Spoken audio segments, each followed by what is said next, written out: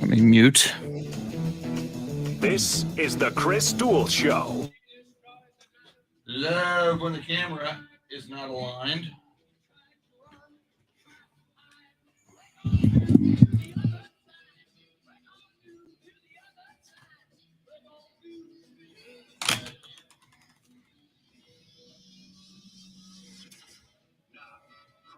Chris Duel. Welcome in on a Throwback Thursday. Chris Duel Show with Shannon, Salty, Sweeney, Jeremy KOLOK making the show go. Lots going on in the world of sports. We are here to cover it, talk about it, react to it with you. We've got a very, very exceptional Thursday show for you. As always, you can join us on the live video feed. I see people jumping in there right now. Steve DeRocco, John Williams, Tracy Bogert, Sam Tobias, the first four that I see. We stream live video on Ticket 760 and AM 1300, the Zone's Facebook pages. In fact, I see Taro Kotani, Shannon, the greatest international Spurs fan. I woke up this morning, opened up Facebook, and there was a photo of Taro Kotani, who had made his 17th journey from his home in Tokyo, Japan to San Antonio. He just jumped in on the live feed. He is in San Antonio for tonight's Spurs game against the Sacramento Kings. How cool is that? It's so cool. And he rightfully so says that he is also jet lagged. I can only imagine. I'm thank you for being up and with us this morning, because I think if I were you, I'd try to sleep before a game tonight, but I'm sure you're all over the place time wise. So thanks for hanging out, Toro. Yeah, and once you get some rest, I don't know how many days you're in town, Taro, but as we mentioned to you earlier, you are certainly invited to join us on this show. And if in studio, if you please, we've had Taro in studio before, which is very, very cool. Let's see other things. You can dial us up on the phone line, 800-707-9760. And of course, that's old school radio. You dial us up on the phone, and we love that. And I'm pretty old school myself. Get off my lawn. I'm a Neanderthal. Actually, had my 23andMe test. I am 0.5% Neanderthal. And those Geico caveman commercials traumatize me, Shannon. But there is a brand new way. If people say, hey, I want to talk to Shannon, I want to talk to Chris, I want to talk to Jeremy, but I just want to say what I got to say right now. I don't want to pick up a phone. I don't want to talk to Jeremy and have him put me on hold for a few seconds. There's a new way to do it. Technology is here. Shannon, tell us about it. Yeah, the new way to send us your questions, comments, or concerns is via a new feature on the iHeartRadio app. When you are listening to Ticket 760 or AM 1300 The Zone, you'll notice there is now a little microphone button next to that play and stop button. You can click that microphone button. You can record 30 seconds worth of audio, and instantaneously it'll be sent to us, and we can see it and we can hear it. So, we understand it's always football season on the Chris Duel Show, but there's no active football being played. So if there's something you want to talk about, something you want to bring up, something you want us to talk about, or maybe stop talking about, send us a message, test it out. It's super easy to use. And if you need an instructional video, I created one because I'm so good at giving instructions, and that is also available on our show pages. Very, very cool. Joining us on the show a little bit later, James Allen from the Pro Football Hall of Fame. He'll join us just after 8 o'clock. Andy Everett, the man who is causing a hearing loss for Jeremy KOLOK. Jeremy, I did not forget about that. We are bringing that up. We don't need to bring that up. We are bringing that up with Uncle Andy. Look, he doesn't. I am going to wag a finger at him that. On the radio, man. I'm not a complainer, so I know. I will make that clear. We kind of pulled that out of you. I still have to work with him tonight. I know, but dude needs to lay off his radio levels and have a little respect for his Soundscape stylist. That's all I'm saying. Anyway, Andy Everett going to join us just after 8:30. And Shannon, you just mentioned football season never ends on this show. as God intended. We are always talking football. We should always talk football. We must always talk football. Now, yeah, we talk NBA, we talk college hoops, we talk Major League Baseball. Occasionally, we might even talk hockey. Maybe not, but maybe. But Shannon, I connected some dots. This is something that we will talk about with James Allen, who is so connected, not only with the Pro Football Hall of Fame, but with the National Football League. A lot of movers and shakers in the NFL have direct contact with James Allen. This Deshaun Watson story, and we learned yesterday that the Miami Dolphins, who were rumored to be one of the teams most interested in Deshaun Watson, and B, one of the destinations Deshaun Watson would like to go, we learned yesterday the Dolphins are not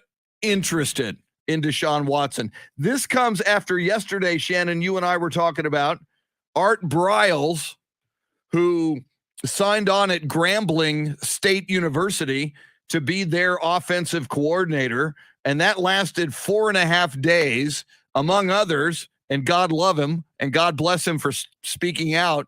The legendary Doug Williams, maybe the most famous Grambling State alum and football player who went on to quarterback the Washington football team to a first Super Bowl victory ever and became the first African-American quarterback to lead a team to a Super Bowl championship. He was one of the guys at Grambling who said, no, this ain't cool.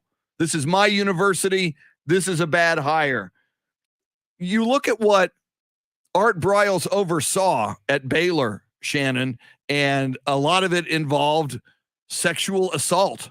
Look at what Deshaun Watson is accused of, and I want to be very careful here, and I want to be very respectful, and I want to be very American here, because you are innocent until proven guilty. We do have due process, but I also, one of my many adages is, where there's smoke, there's fire, and this is not just one allegation, as you know. This is 22 at last count, 22 separate women at last count, making allegations against Deshaun Watson of sexual advances, sexual harassment, and downright sexual assault among some of them. I'm more and more, Shannon, I am getting the feeling. And, you know, there was a time when Ray Rice did the horrible thing when he knocked out his girlfriend, who then married him afterwards in the elevator, where some teams considered bringing him back.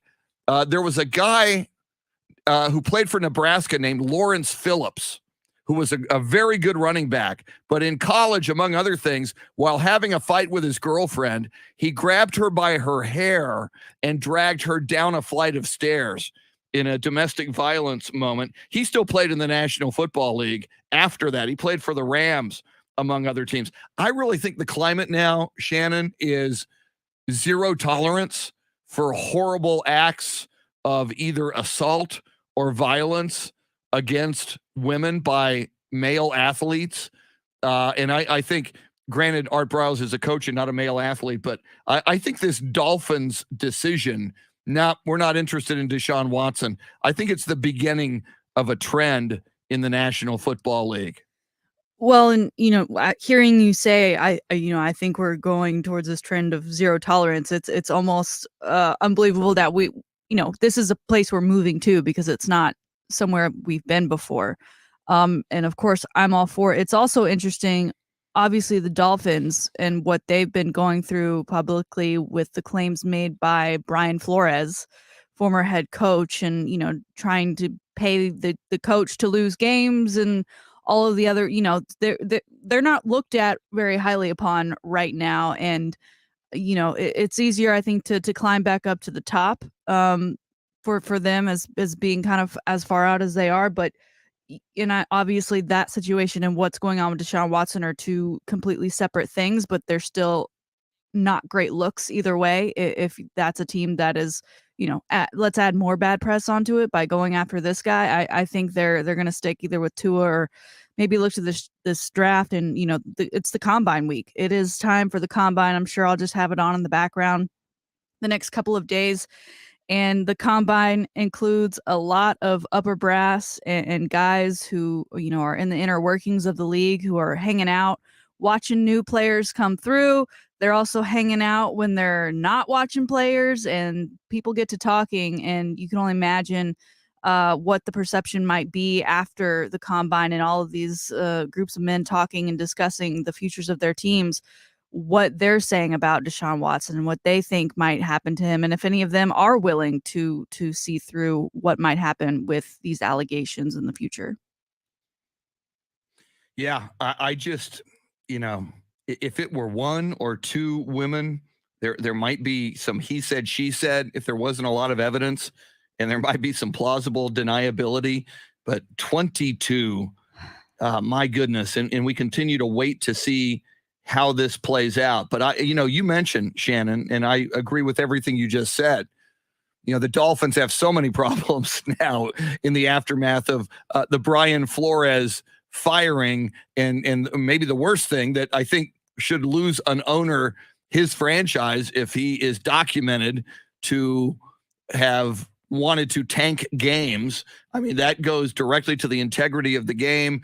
When Shoeless Joe Jackson and the Chicago Black Sox were banned from baseball for life, it was for throwing games. It was, and part of that is, major leagues, and now more than ever, now that the NFL is in bed with gambling sites, so much money is bet on the game. And if you've got games being thrown on any level, that economically, not from a perception standpoint, in addition to economically, can ruin your game or taint your game for a long, long time, if not forever. But even if it were a franchise with no issues, and I'm sure while I throw a couple of names out, you can find issues at any franchise, but I know that the Denver Broncos are looking for a quarterback. The Indianapolis Colts are looking for a quarterback. Now the Tampa Bay Buccaneers are looking for a quarterback. I think any fan base, if you bring Deshaun Watson in, I think certainly women who are fans, and any man who has a woman in his life, and that's pretty much every man, but any man who has a woman in his life as his wife, as his daughter, as his mother, you think this through, and you think of what Deshaun Watson is accused of by 22 women at last count. I don't know how you, just like Doug Williams at Grambling, when they brought in Art Briles, Doug Williams spoke out and said, no, this cannot stand. We can't hire this guy. And I completely different circumstances, Shannon, but I don't see a lot of difference between how despicable the crimes of Art Briles are and the alleged crimes of Deshaun Watson are. Yeah, going back to Miami, saying that they've shut that door, you're thinking, is that because of maybe there's even more that we don't know that's going, because as you say, where there's smoke, there's fire. There's clearly a bit of a pattern here. Is this just are we just reaching the surface? I'll go ahead and take us to our poll question here today, Chris, because I very much agree with everything that you just stated, because we are asking, where will Deshaun Watson play next season? Because this could be settled, and he could find himself on a new team, or he could find himself stuck in Houston, because they are the ones holding on to his contract as we speak. So our options for you as to where he might be playing: Houston Texans, another AFC team, an NFC team, or he won't play at all. We're all tied up right now. So head over to Ticket 760 and AM 1300 The Zone to vote on that. And Shannon, I lean pretty strongly on multiple levels to the choice there on our poll. He won't play this season, and I'm starting to get the feeling, unless there is a major mea culpa by Deshaun Watson. And again, underscoring, if anybody just turned on their radio, innocent until proven guilty. I get it, and I believe it, and we stand by it. And it's one of the greatest principles that our country and our culture and our society is founded upon. But if guilty, unless there's like a major mea culpa and a public statement and apology. I have a problem. I am seeking counseling. I am so sorry. I am settling and paying restitution to each one of these women. Part of what we're about, in addition to a nation of laws and a nation of values, is we're also a people who forgive. And as horrible as the crime can be, I think if we truly sense that someone is conscious and remorseful and wants to make amends, and we're all human beings and we all make mistakes. Some are horrific mistakes. Some are crimes. I think there is a way forward for Deshaun Watson as a man and as a human being. But, so far he's shown no indication that he's interested in taking any path like that. Huge show this morning. By the way, shout out to Eloy T. Arena on the live video feed. He just wrote, "Good morning, y'all. I am listening from work at the San Antonio International Airport. Bring on spring break." I'll second that emotion. Bring on spring break. Welcome, Eloy. Welcome, everybody on the live video feed, including Gabe the Hammer Quintanilla, one of my favorite lawyers and judges in the great state of Texas. Coming up, the high five play of the day. You got a comment on Deshaun Watson? You got a thought on anything we're talking about, or something you want to talk about in the world of sports? As Shannon told you moments ago, go to the iHeart Radio app, go to Ticket 760. Bottom of your screen, you'll see a microphone. Press that microphone, say your piece, press stop, press send, boom, to quote John Madden, boom, we'll get your audio. We'll listen to it. We'll probably play it on the air. Quick break. Jeremy KOLOK is your Soundscape stylist. She's Shannon Salty Sweeney. I'm Chris. Till 9 on the Chris Duel Show.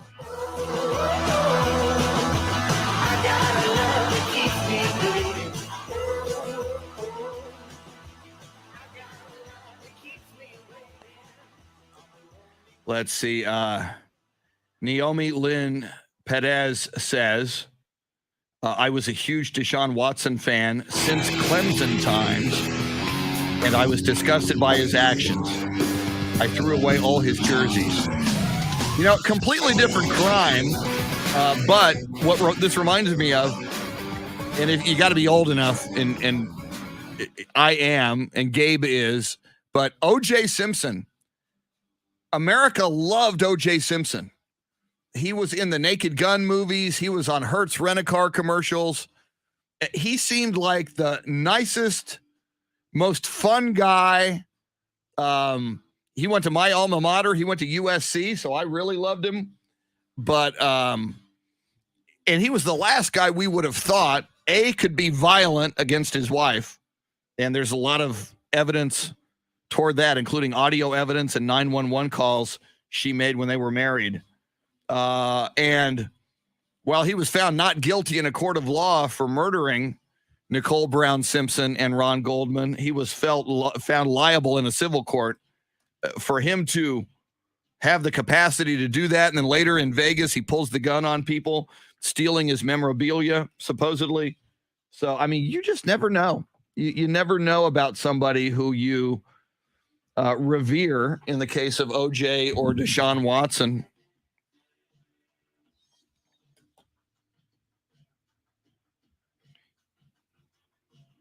Yeah, Sam, that's an interesting point you make, but I don't, people grow and evolve, and I don't think there's necessarily a timetable on that. Sometimes people need to lose everything and go to prison to take a long, hard look at what they've done. So I don't totally agree with what you said. I get it. I get what you're saying. So, I mean, right now he's not in that place. I would agree with that. But I don't rule out that someday he could get there. Good point, Wes. There were a lot of Ford Bronco sales after OJ's slow speed white Bronco chase. I still think he should do TV spots when they rolled out that new Ford Bronco.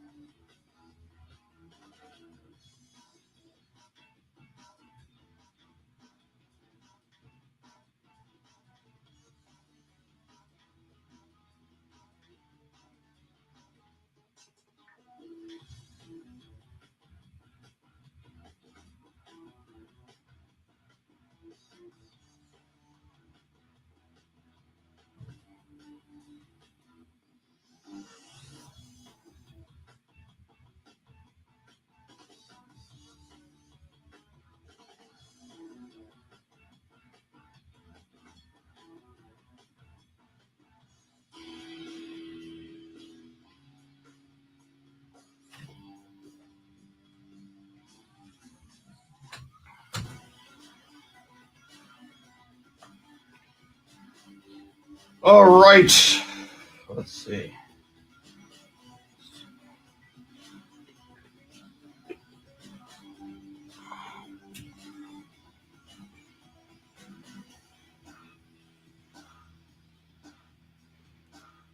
Let me see who I see in here. Steve Duraco got in first. Good morning, Steve Duraco, John Williams, Tracy Bogert, Sam Tobias, Taro Kotani in San Antonio from Tokyo got in last night. Hector Gomez, Beth Settle here very early in the morning, logging in or saying hello at 6:11 this morning. I think I said John Williams, Luisa Alanis, Gabe Quintanilla, Eloy Tiarina, Anthony Del Toro, Eloy Figueroa, Naomi Lynn Perez, Wes Perkins, and I think I said Anthony Del Toro. There you go.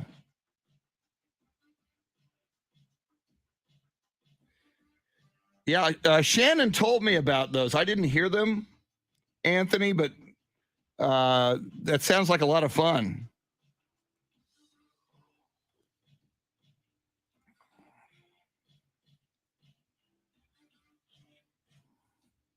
All right, I got to check something here.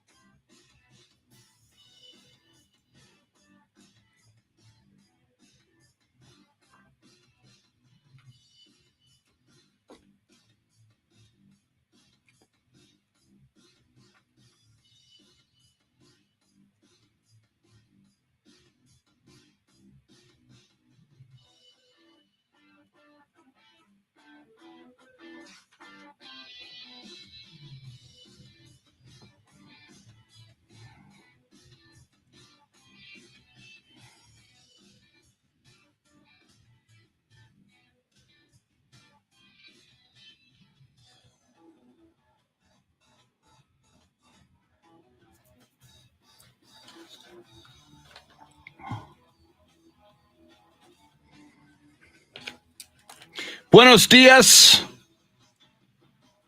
See who we got here. We got a buenos dias from Jason Paniagua.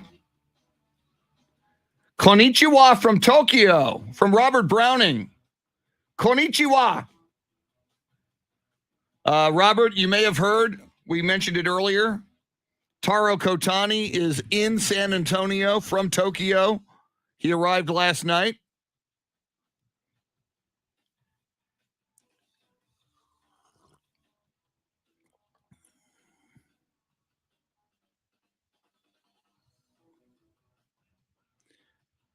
Okay, somebody, I don't know which one you're talking about, Sam. You said someone was trying to send it to Thunderdome, but accidentally sent it to Joe Pags. Yeah, Joe Pags' audience, a little different than the Mike Taylor audience. Here we go.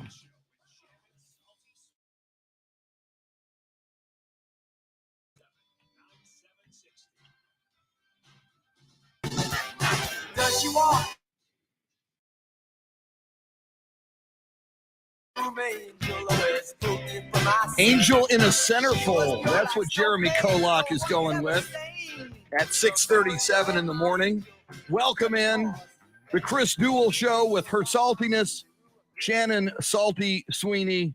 Jeremy KOLOK is your Soundscape stylist. Great guests a little bit later in the show. In fact, they're in the 8 o'clock hour, so they're worth waiting for. And we'll give you a lot of sports content on the way. Just after 8 o'clock, James Allen, board member and on the selection committee of the Pro Football Hall of Fame. He's also very connected in the National Football League. We'll talk all things NFL and college sports and God knows what else. I know James Allen also a big fan of one Coach Gregory Charles Popovich, as is our 8:35 guest, Andy Everett, who's done a lot of work over the years with Spurs sports and entertainment and has covered the Spurs for years. And I've told the story before, and I won't go deep into it, but Spurs might not even be here today if it weren't for Andy Everett. One day when there was an election for a new arena for the Spurs, Andy Everett and the voice of the Spurs at the time, Jay Howard, spent the entire day on 1200 WOAI cajoling Spurs fans to go vote. And it wound up being a very narrow election that wound up building what is now the AT&T Center. Had it not gone that way, I've heard from high-level people that a deal was in place to move the team if they didn't get the arena they needed. Anyway, Andy Everett, also a fan of Greg Popovich, going to join us at 8:35. We've talked about it tonight when the Spurs take on the Sacramento Kings. A win for the Spurs, and Greg Popovich will tie Don Nelson, who was one of his mentors. Pop was on one of the Don Nelson staffs at the Golden State Warriors. Don Nelson was a head coach of the Warriors way, way back, and Greg Popovich was an assistant coach on that team.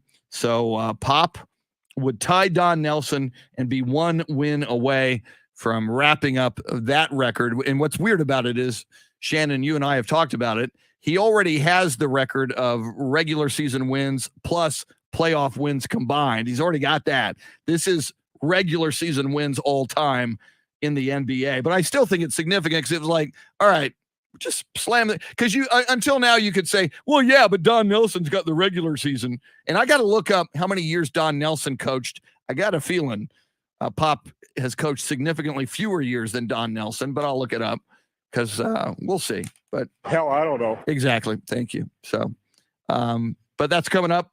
So we will talk about that among other things. And hopefully tomorrow when we do this show, the Spurs will have won, and I believe they will. They should beat the Sacramento Kings. Hopefully the Spurs will have won, and Pop will be tied with Don Nelson. All right. How about the high five play of the day? We do this every morning at this time. The high five play of the day, because it's the right thing to do. Give out high fives to those who deserve them. High five play of the day is appropriately sponsored by High Five, 2 locations in the Austin area. Shannon, Salty, Sweeney, you know all about High Five. Tell the people what they will find when they step inside one of those 2 High Five locations. Well, dare I say it, Chris, but I think Thursday is my favorite day at High Five because you get half price axe throwing and $5 margaritas. And everyone knows that a margarita is my beverage of choice when I'm feeling like I'm going for the hard liquor, Chris. So check out High Five, 2 Austin area locations, one out in Lakeway, one on Anderson Lane. And Chris, it is March, and March includes lots of madness in the world of basketball. And it's only March 3rd, and we've gotten plenty of madness, but we've also got some kindness and some generosity. Tennessee, of course, a lot of Texas fans have been paying attention to the Volunteers ever since Rick Barnes took over that program. Tennessee was in town earlier in the season to take on Texas. It was a big moment with it being the first time Rick Barnes made his return, and Texas got a win on top of that. Tennessee, a great basketball program, and one of their star freshman players, Zakai Ziegler, he was playing with a heavy heart on Tuesday night when they went to beat Georgia. His family had just lost their home in a fire in Queens, New York. It was his mother's home, where they're also raising Zakai's 4-year-old nephew who has special needs.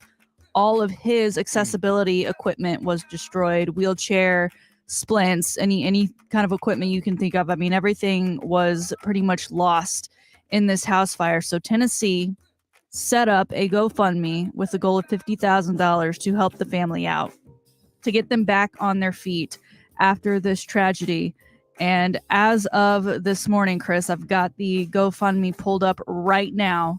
I'll go ahead and read you what the update says from the family, because they say they've been extremely blown away by the outpouring of support and generosity, that once they're able to, get beyond their final losses and expenses, because they do plan to now move closer to the community in Tennessee and Knoxville that has taken such great care of them. This GoFundMe, with a goal of $50,000, has thus far raised $323,000, almost at $324,000. You love to see it. It's a horrible story, horrible tragedy. Getting that 4-year-old, excuse me, has special needs and needs plenty of equipment, and that stuff does not come cheap. So it's fantastic that the Tennessee Volunteers are truly living up to the idea of a volunteer and taking care of their own here and his family after this incident. I mean, that is a lot of money, Chris, and they're gonna, as I said, give what they don't need to charity. So it's all going to a great cause. We love to see it. So a high five to the Tennessee volunteer community and anyone who helped out the Ziegler family for this fire relief and recovery. And as I hear you tell that story, Shannon, and I love it, and what a great high five play of the day to the Tennessee volunteer community, as you mentioned, because so many people kicked in and contributed in this case for Zakai Ziegler's family, his mother's home, and of course his 4-year-old nephew with special needs. GoFundMe, what a cool, we talk about use your platform for good. Before the internet and before the app GoFundMe and crowdsourcing apps like that, people did contribute and help, but it was so much more difficult, and it was so much harder for people to access. If they're in that case, maybe Tennessee would be on TV and maybe the play-by-play announcer would mention it once or twice, and hopefully there'd be some people to donate. That's one of the cool things about social media and the internet and smartphones and the days we live in, that you can pick up your phone or your iPad or go to your PC, click a couple of buttons, and donate easily, in this case, to a worthy cause. That's just so cool. We talk about it, Shannon. Use your platform for good. Clearly, Tennessee did that, and I just love seeing that. And I really believe that it does have a snowball effect. Whenever something happens to anybody, and there's someone else who goes, man, how can I help? Even people who did not help with Tennessee in this case, you telling that story, Shannon, somebody's hearing this story this morning and is going to hear of someone in need and go, oh, you know what? Let me start a GoFundMe account. Let's see if we can help that person out. I just think it snowballs. I think it multiplies, and I think it's so cool. I love that story. It makes me feel better on a Thursday morning. Well, and I also love that this is the story, because I feel like with this new NIL situation we're in, it'd be easy for a lot of the naysayers who haven't been with it to say, well, you're getting paid now, so why do you need the help of other people? But clearly that's not how the Tennessee community feels as they've continued to raise money. Chris, that after an hour of that GoFundMe being up, it had already surpassed the goal. It already hit $75,000, and as we said, we're encroaching on $325,000, and I'm sure that those charities, whichever ones they choose to donate to, will be thankful just as much to the Tennessee community in Knoxville. Very, very cool. That is your high five play of the day. Way to go, Tennessee Volunteers. We love it. Shifting gears from college basketball to NBA basketball, Shannon. So far, and it's a very short and narrow sample size, but so far, Shannon, the James Harden experiment in Philadelphia seems to be paying dividends. James Harden playing well, putting up points, dishing out assists. Last night, now they beat the Knicks, and the Knicks are not all that. I get it. But last night, exactly. But, and again, we'll see over time. But Sixers beat the Knicks 123-108. James Harden, 26 points, 9 rebounds, 9 assists. In postgame, he was gushing about loving to be in Philadelphia. Interestingly, he was raving about the kindness of Philadelphia 76ers sports fans earlier in the week. Shannon, I was slamming Philadelphia sports fans, and I was chastised by a Philadelphia native who has relocated here, said I was all wrong. And oh, by the way, that's why you do that iHeartRadio app when you want to. I say something, Shannon says something, Jeremy says something that you take issue with. Boom. Pull out that iHeartRadio app and you can talk back to us immediately. Hit the microphone button and we'll get it instantly. And we will play it. In a weird way, Shannon, I prefer it. And I think you do too. Mm-hmm. When somebody disagrees with us, I think that stimulates conversation. If somebody goes, oh yeah, Shannon, yeah, absolutely. You're totally right. Ooh, yeah. It's like with Rush Limbaugh, the late great, and he was great, whether you agree with his politics or not. As a radio broadcaster, Rush Limbaugh changed radio as we know it. But people would call in Rush Limbaugh, go, mega dittos, Rush. Woo, mega dit, meaning I agree with you. Oh, mega. Like, really? Yeah, I kind of prefer it if we disagree. And I am open to having my mind changed. When I say something emphatically, I could be wrong. And if I'm wrong, tell me, convince me. So anyway, that's one of the ways to do it. But Shannon, as you look at the NBA and as you look at the Eastern Conference, of course, the defending champions are the Milwaukee Bucks. But for each of the last several years, the Philadelphia 76ers, especially in the Joel Embiid era, have been just, knocking on the door. Yeah. And I'm looking at the Eastern Conference standings right now. Miami Heat on top of the East by a game and a half over Chicago. Miami's 41-22. In the number 3 slot, Philadelphia. In the number 4 slot, the Milwaukee Bucks. 3 games separate all those 4 teams. So, I mean, those could juggle and go in any order between now and playoff time, certainly. But, James Harden, we've talked about it, Shannon. He's a guy like Russell Westbrook who, puts up a lot of points. He's made a lot of money in this league. He's a superstar. I get it. But part of his reputation is, dude, you can't win. You can't win a championship.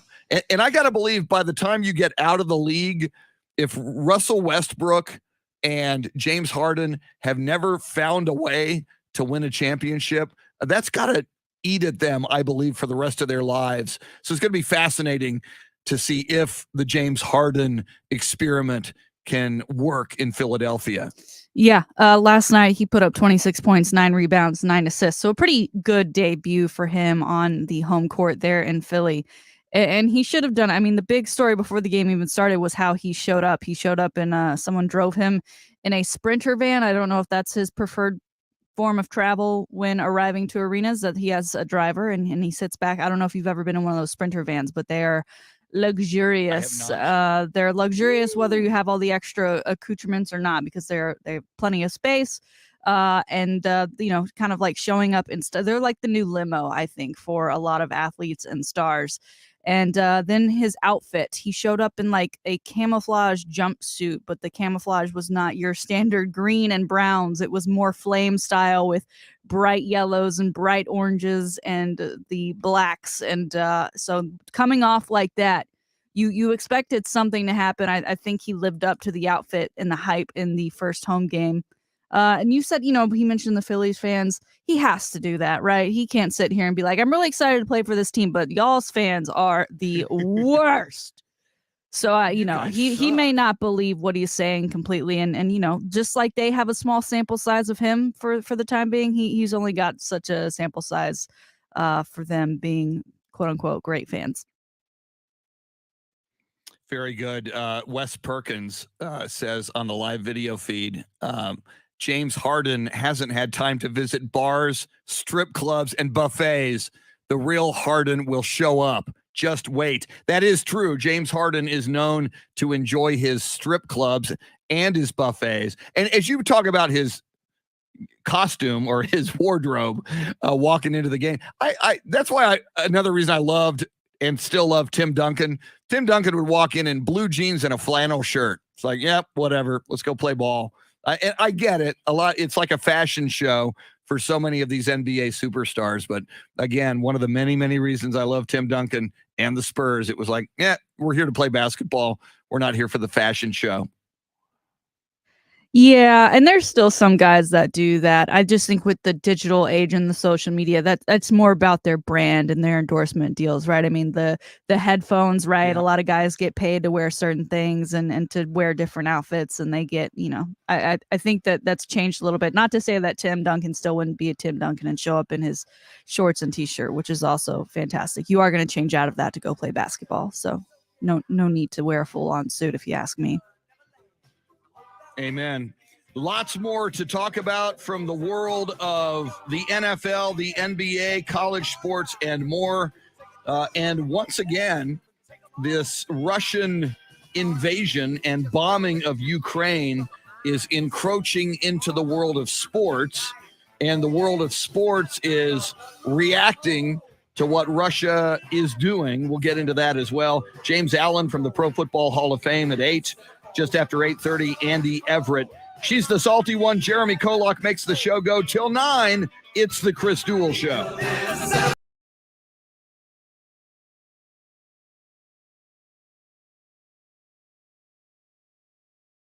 All right. Very good comment, Wes Perkins. I see Lucinda Sullivan is in here with the coffee emoji. I got my coffee. In fact, I could probably use some more. Might do that. I also have iced tea, hot coffee, and iced tea. Thank you very much.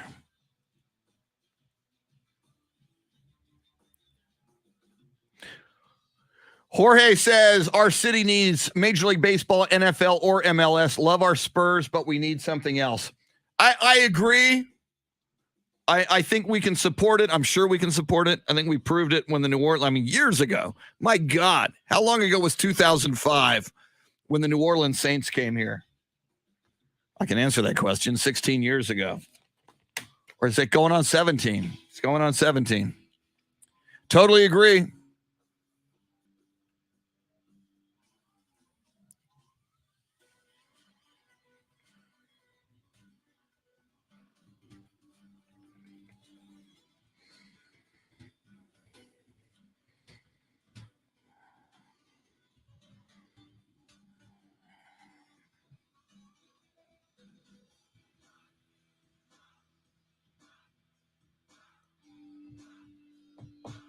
All right. I have to do a couple more things here. Let me see.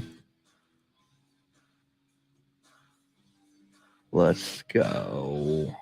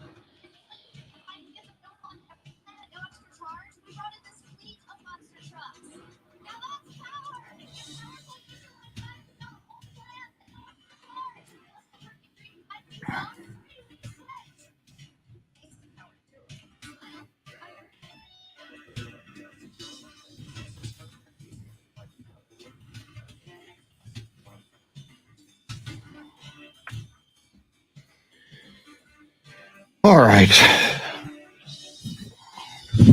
I have to stand and stretch a little bit. Need to open up in the file. Creamy nut butter makes it delightfully sweet. Roasted nuts make it perfectly salty. Get two great tastes in one delicious bar. Enjoy Nature Valley Sweet and Salty Nut Bar today.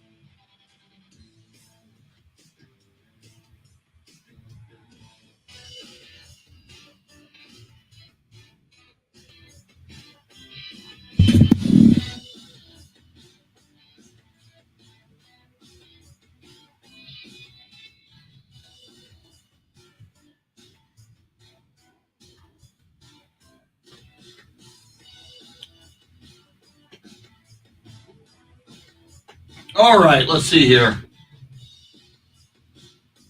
O.M. Garcia, good morning.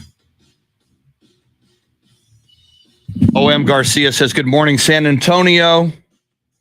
As you know, we're also on in Austin, and people are listening to us around the world. I saw Robert Browning in here from Tokyo this morning, and Taro Kotani in San Antonio from Tokyo, which is cool.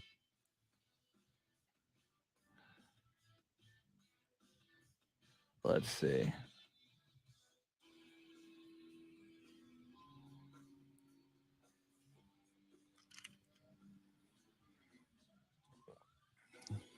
Jorge says, shout out to Fox Tech Soccer for an awesome season.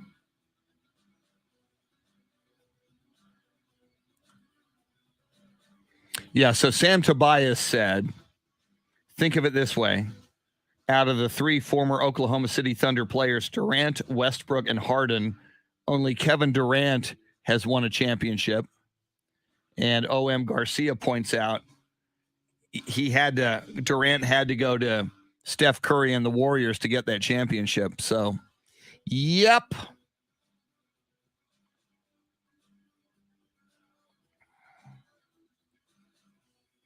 True.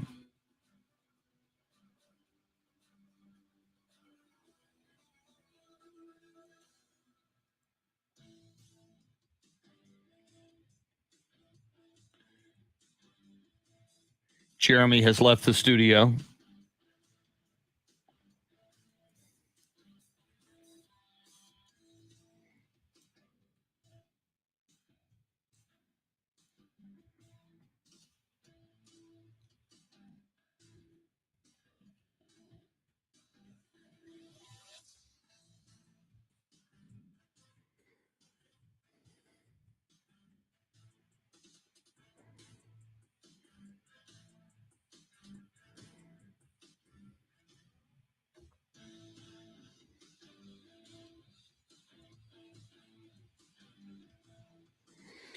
John Williams sending us some kind of a video. It's hard for me to look at the videos, John. I know other people can.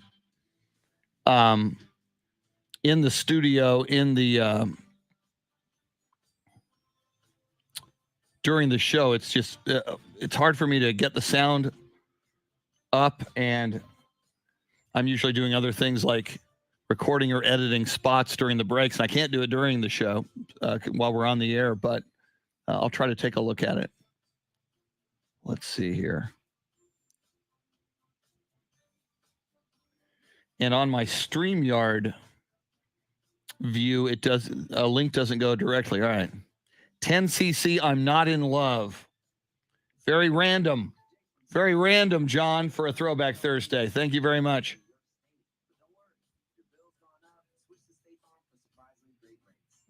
It was a good tune. It's from my era.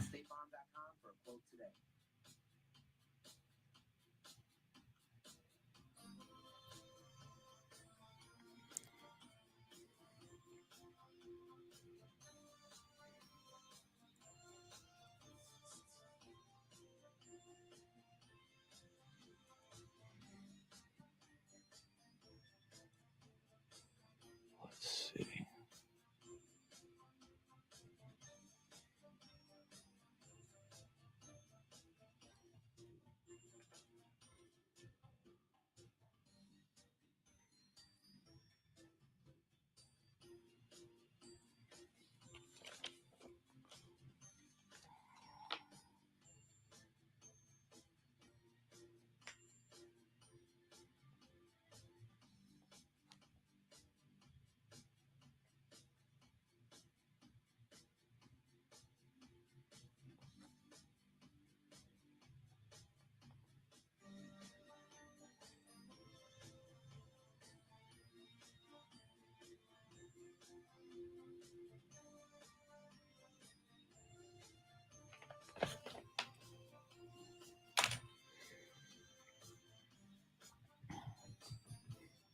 All right, we're almost back.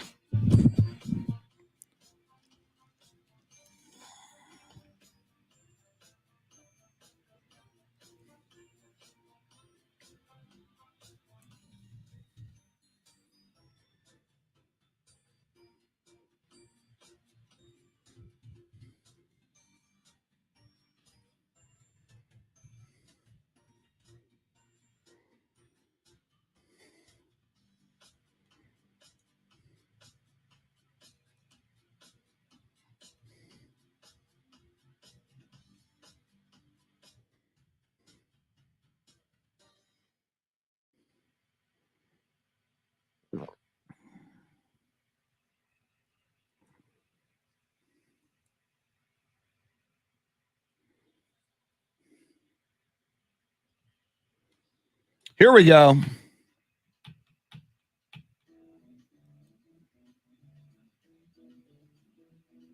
This is the Chris Duel Show. You're gonna destroy the night. Night divides the day. Try to run, try to hide. Break on through to the other side. Break on through to the other.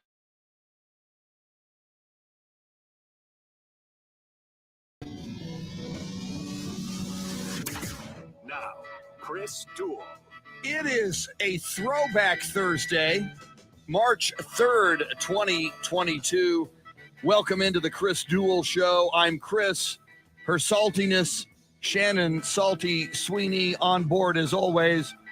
Your Soundscape stylist, the pride of Oklahoma State University, Jeremy KOLOK. Lots to talk about in the National Football League because football season never ends, nor should it. College sports, including college hoops and college football, the NBA, Major League Baseball, still no resolution there. We'll keep an eye on that. We'll certainly talk about it. A couple of great guests coming up in the next hour. James Allen on the board and on the selection committee of the Pro Football Hall of Fame. We'll talk all things football, including Deshaun Watson, including where's Aaron Rodgers going to go, including what up with Tom Brady and what up with the Dallas Cowboys. We'll talk about all that. Andy Everett, the voice of UTSA Athletics and host of the golf show on Saturdays on Ticket 760 in San Antonio. Andy's going to join us just after 8:30 as well. Coming up in this hour, Shannon's Salty Shakedown, this day in sports history and sports birthdays.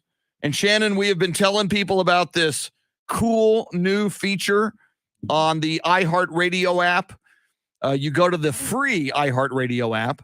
You go to Ticket 760, as you should, or AM 1300 The Zone, as you should, either one. At the bottom of the screen, you will see a microphone button. If you want to talk to us instantly, you press that microphone button, you leave a message, then you send it to us. It's easy. You can do it. It's cool. So apparently, Shannon, we do have a message. Is that correct? We do. We got a message. Woo! We do have a message. We got it, I believe, last segment, and I was able to listen to it during the break. And you get 30 seconds to record. So we'll listen to the message here, and hopefully it'll inspire some other folks to start sending some messages in. Good morning, Salty. Hope your day is great. Aw, That's it? that's it. That like 6 seconds. Hey, you got Right. you got 30 seconds. Good Take them morning, or leave them. Salty. Hope your day is great. Okay, now Shannon, do you recognize that voice? I don't. I really don't recognize the voice. If you do leave us a message, and you have time to spare in that 30 seconds, go ahead and leave your name, because we'd love to shout you out or know who you are. I don't think that is my mother. I'm pretty sure she's still Okay. sleeping. That Pretty was sure. my first thought. Was Yeah. that mom? No. What was my first thought? All right, we're easing into this. Yeah. It's like dipping your toe into the water. That was a short, concise, and to the point. Yeah. Good morning, Shannon. Good morning, Salty. I hope you're having a good day. All right. I hope you're having a good Yeah, day, Chris. okay. She didn't shout you out, so I know. Yeah, I feel nothing bad. for me. Yeah. I feel bad. To hell with Chris and to hell with Jeremy. That's all right. That's all right. That's fine. You don't have to say hi to everybody. That's fine. I've never been the favorite, so I feel good about that message. That made my day. Oh, I'm sure you're the favorite my day. among many, many, many people. Yeah. I am sure you are. All right. Lots more to, and by the way, you can say hi, or again, if you got issues with us, and it's only 30 seconds. If you want to go on a long extended rant, doing it's I remember the old days of answering machines when some answering machines you'd only have 30 seconds. It's like, hey man, and I want to tell you, and another thing, whoop, oh come on, and then you'd have to call back and continue your rant on somebody's answering machine. So you could do that here too. With our producing skills, we could record them separately and then put them all together. Exactly. Yes. Now, and I haven't heard. I wasn't listening yesterday, but I often do. Not only you told me, Shannon, but somebody on the live video feed says Mike Taylor in the afternoon was getting a lot of entertaining messages. Yes. How would you characterize those messages? I haven't listened to them, but because I see all of the stations on our feed here, I can tell that there are, in fact, a lot that came in for the Mike Taylor show. And I can only imagine what some of them may not be appropriate for air. Some of them may just be messages for Mike to hear and Mike only, and for him to maybe reiterate in an FCC compliant way over the air. So keep that in mind. If you want your message to be heard on the air, it'll more likely get on the air if we don't have to bleep anything. But yeah, let's challenge the Mike Taylor show and see if the Chris Duel show can fill up a page here, because right now it's looking very Mike Taylor-ish on my webpage. All right. And I did see one thing yesterday, and somebody said this about Mike's show, that somebody was using the app to leave a message for Mike Taylor, and it wound up going to Joe Pags. And in San Antonio, and he's national, he's in a lot of markets. Joe Pags is on 1200 WOAI in the afternoons in San Antonio. And if you've listened to the Joe Pags show, I think his audience, Shannon, is a little bit different Yeah. than Thunderdome, the Mike Taylor audience. So I'm sure that went over really, really, whatever the message was, I'm sure it went over really, really well for Joe Pags. You know what? I'm looking at it right now. There's no dictation on this, so I'm gonna have to play it to listen to it, but I may now listen to it during the next break, because I can see the message that you are referring to. And it's great. You can send us messages throughout the day with this app. but it's best to do it during our shows, because the way we see the messages when they come through is that it actually shows this message was sent to the Chris Duel show because it was sent during the Chris Duel show, versus if you just kind of send it randomly throughout the day, where we may think it's for another show, like the Mike Taylor show, or if you're listening to a different station, not realizing you're not listening to Ticket or AM 1300, it's going to go to that station. Very, very cool. And as Shannon mentioned, and I see it up there, Shannon, there's a tutorial, and I mean, it's very easy and intuitive, and you can probably figure it out yourself. But if you want to see it, Shannon created a how-to video. She's got it up at her Twitter page, as well as a number of our pages. She's on Twitter at Shannon B. Sweeney. You can also see it at Ticket 760, at AM 1300, The Zone as well. So go take a look at it and leave us a message. We'll feel better. And you can even say hi to me. Not that I'm self-conscious that the one and only message we got didn't mention me, Shannon, but I guess I'll have a better day somewhere down the line. Speaking of the NBA, we talked about James Harden and his home debut last night for the Philadelphia 76ers, and it went well. I am liking what I'm seeing. This Russian war in Ukraine, it's causing a lot of death, which is god awful, and it's causing death on both sides. When Vladimir Putin sends his army in to Ukraine with orders to blow things up and kill people, and a lot of Russian soldiers are getting killed as well. I lament the loss of any life. It's awful. But I did notice yesterday, Shannon, and I think, you protest where you can protest, or you show solidarity where you can show solidarity. Last night, the New Orleans Pelicans wore yellow socks, which is one of the two colors of the Ukrainian flag. The Pelican center, Jonas Valanciunas, is from Lithuania, which, like Ukraine, is on the border with Russia. And Jonas Valanciunas, who is Lithuanian, is supporting Ukraine. But so they were yellow socks, and many of them had a blue Nike swash. So they did technically have the colors of the Ukrainian flag. But all the players for the New Orleans Pelicans last night just making a statement. And again, Shannon, it doesn't have a lot of impact, but it is one of the top stories this morning that I'm seeing on sports websites, and that goes global. And we know that the NBA has a global reach. So when these athletes are showing solidarity with Ukraine, I think it kind of gets back to Ukraine, and I think B, it kind of gets back to the Russian people as well, and lets the Russian people know, the rest of the world is not exactly down with what your dude is doing in Ukraine. Yeah, and we've seen plenty of acts of solidarity in sport, and more that came down yesterday in the world of gaming, EA, and we often talk about video games of sports nature and how they relate to the real world sports that are going on, and the community that they continue to build between fans and the organizations. And EA, of course, they have FIFA and the NHL games under their belt. They announced that they are taking off Russian league teams as well as the national teams from their video games, and they're also encouraging esport competitions, which are billion-dollar competitions and $1 billion. People don't understand how many people watch video games and how much money is involved in those competitions and how many eyeballs they receive.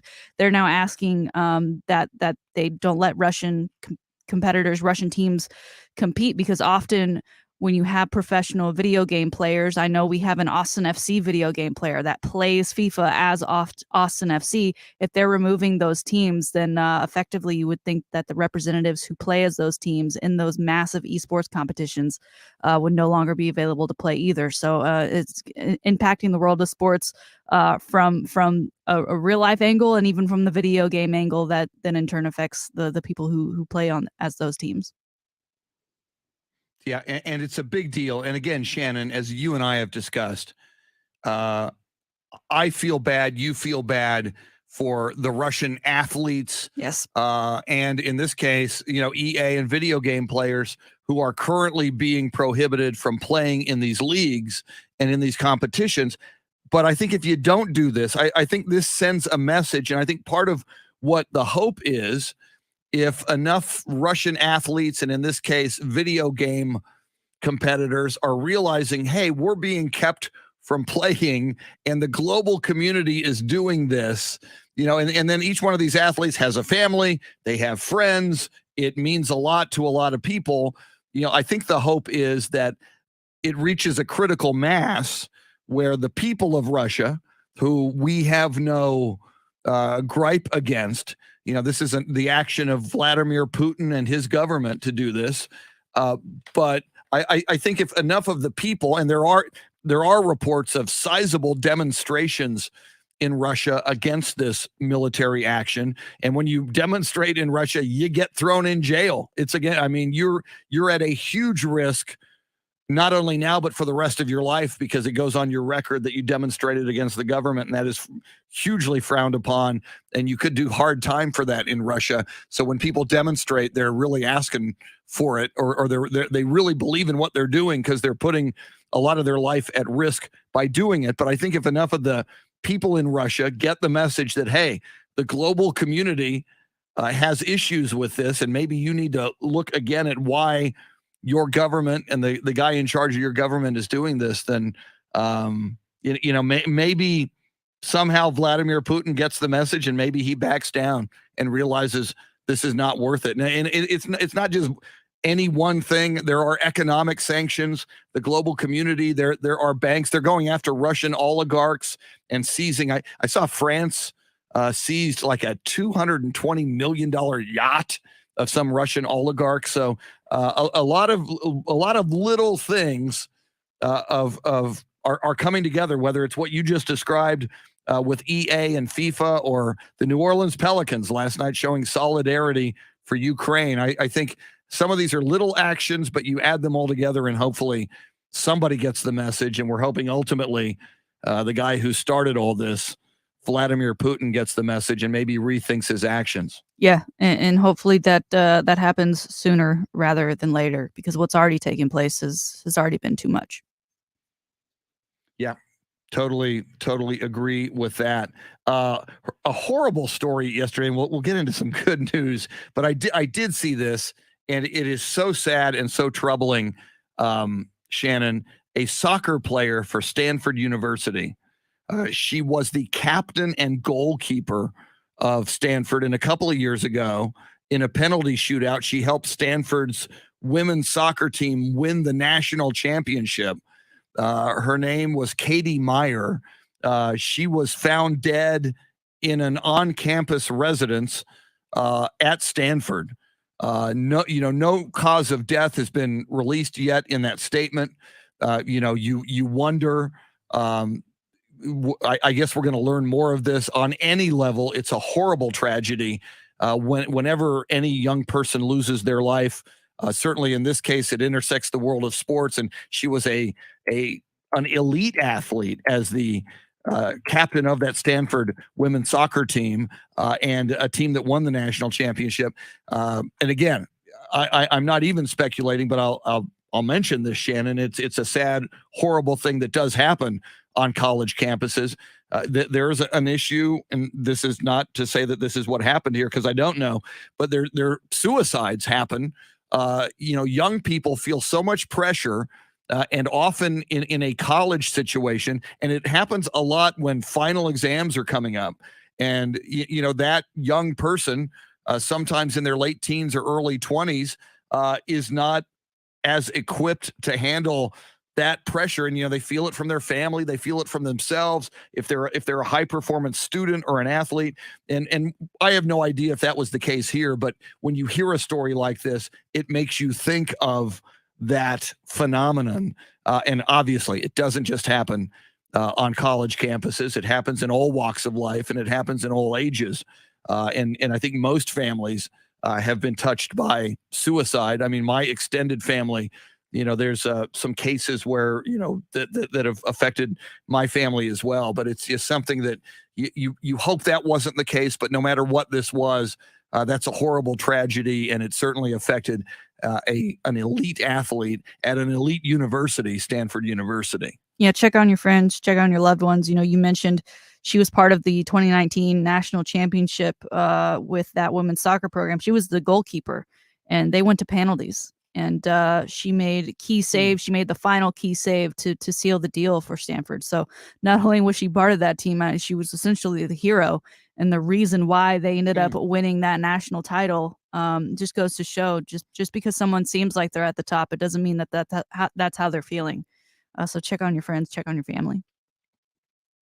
Huge point, Shannon. And there's that line, and I'm paraphrasing it, that says, you really need to have compassion for everyone because you don't know the kind of battles that people are facing in their own lives one way or another. And again, from the outside looking in, so many people would look at Katie Meyer, 22 years old, as you mentioned, hero of a national championship in 2019. You would assume she's on the top of the world, but you don't know what she's going through. And again, we don't know what the cause of death was. No matter what, it's a horrible tragedy. But there are people in situations like her who have gone through situations where nobody has any inkling.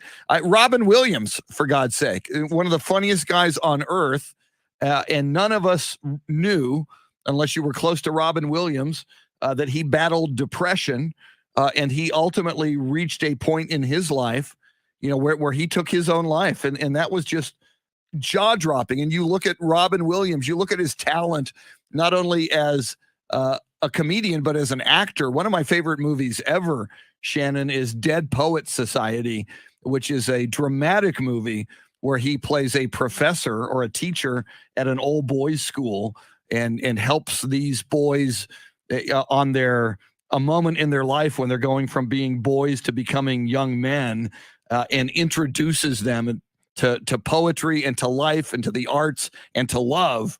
And, when a guy like Robin Williams, who, again, everybody thought, you're on top of the world, you've won Academy Awards, you're one of the funniest human beings on earth, and spent his life making people laugh and entertaining them ever since and before he was Mork on the Mork and Mindy sitcom back in the 1970s. It just underscores that you don't know. And Shannon, your message, reach out to and talk to your friends regularly. And if you ever sense that, someone in your life, someone you know and care about, has an issue that they could use an ear and use a friend and use somebody to talk to, you have an opportunity to be there for them and or maybe help them and direct them toward, people and resources that can help them at that moment in their lives. Paul Alexander, once on the air, and Paul joins us every Friday talking football. And again, it's an adage that people have said before about, suicide. I first heard it from Paul many years ago on the radio, that suicide is a permanent solution to a short-term problem. A lot of times if you're in the middle of a storm, and even if that storm is in your life and even if it's in your head and you think there's no way out, the storms tend to pass over time if you will just breathe and weather the storm. And sometimes people are in the midst of a personal storm, and they seek what is a permanent end to that storm. So it's very, very, it's very, very important that we check on one another and care about one another and help one another whenever possible. I know that's a very heavy topic on the heels of talking about Ukraine and the intersection of the world of sports, but that story at least triggers that discussion about the soccer player, the elite soccer player from Stanford. And again, if anybody just turned on the radio, underscoring, we do not know the cause of death. I'm just saying it made us and made me think about a phenomenon that does happen to a lot of people, and it certainly happens across colleges across America and in all walks of life. Coming up, Shannon's Salty Shakedown. That'll kind of cleanse the palate for us on a Thursday morning, on a Throwback Thursday. We've got this day in sports history, sports birthdays just after 8 o'clock. James Allen from the Pro Football Hall of Fame. We'll talk all things football with James Andy Everett, the voice of UTSA Athletics and host of the golf show, going to join us after 8:30. Jeremy KOLOK making the show go. Shannon Salty Sweeney, seconds away from the Salty Shakedown. I'm Chris. We're with you till 9 on the Chris Duel Show. They come into classes, dance on.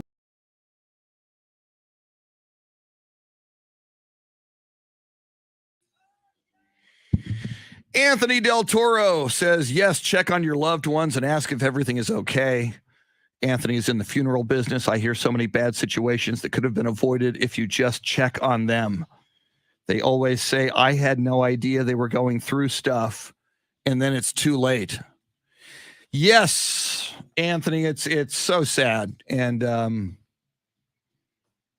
hopefully more and more, and, the more you talk about it openly, hopefully that raises awareness and hopefully helps people somehow.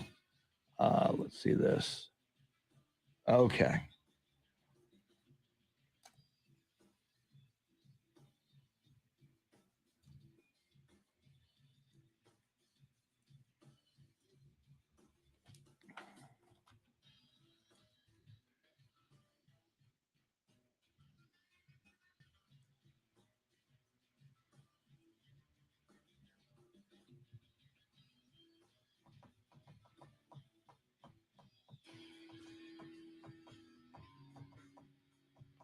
Huh.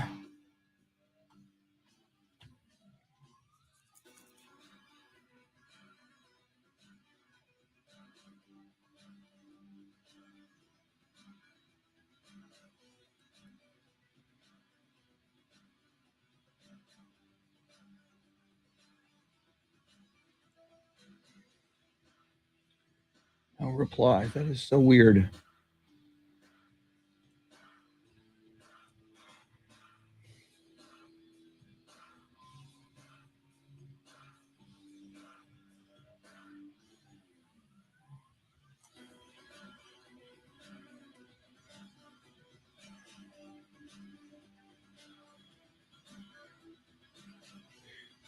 Shannon, I don't know if you hear me, but I'm going to send you. I got some weird email about a promotion that I don't know anything about.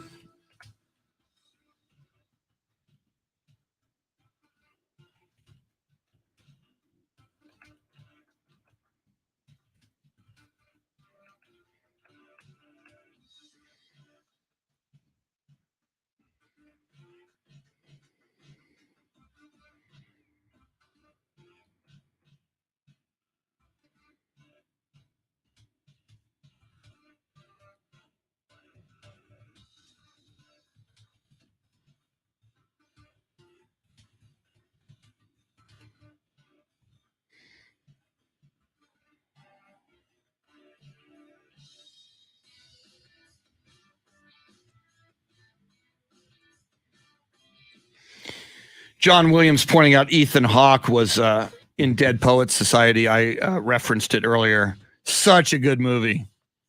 If you've never seen it, see it. If you haven't seen it in years and it shows up some night, watch it again. It's absolute brilliance. And Robin Williams is so good in that. Let's see. I got to send an email. This goes to... Roasted nuts make it perfectly salty. Two great tastes in one delicious bar. Enjoy underbelly sweet and salty nut bite today.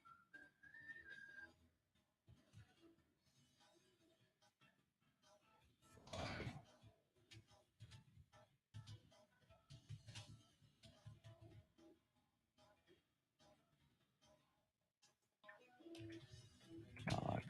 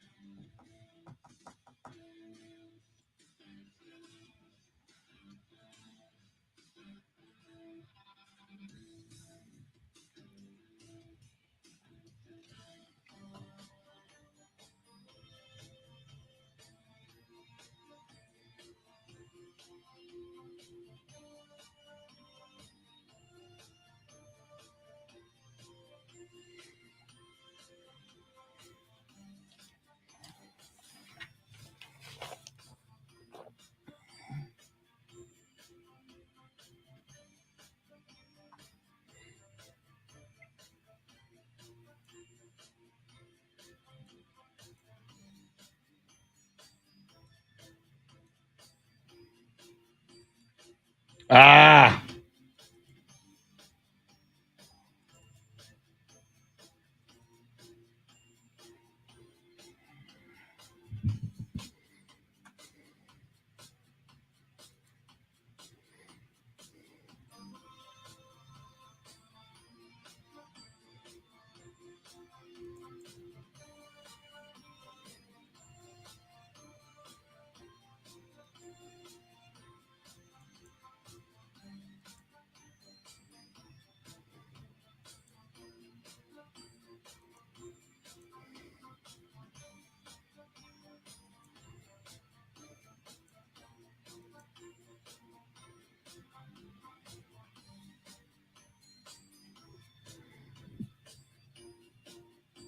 Further than the Big Bib Barbecue, Austin.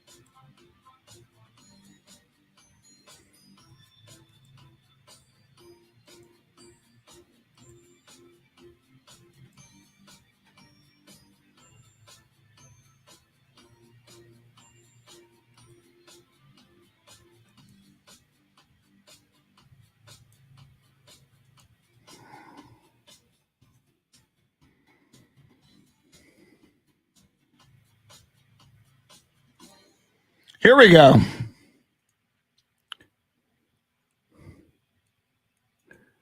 Dennis LaRue, what is up? Long time no see. Let's get back to the Chris Duel Show with Shannon, Salty, Sweeney. On Twitter, at Chris Duel and at Shannon B. Sweeney. Working man, dang near all my life, and I'll keep on working. Keep on working. Long as my two hands. That's what we're doing. Use. Chris Duel Show with Shannon, Salty, Sweeney. Jeremy KOLOK is your Soundscape stylist. You can join us on the live video feed where Dennis LaRue just wrote, very concise. He wrote, MLB is going MIA. He didn't even say is. He said, MLB going MIA. Yes, sir. We're not happy about that, but we'll continue to keep an eye on it.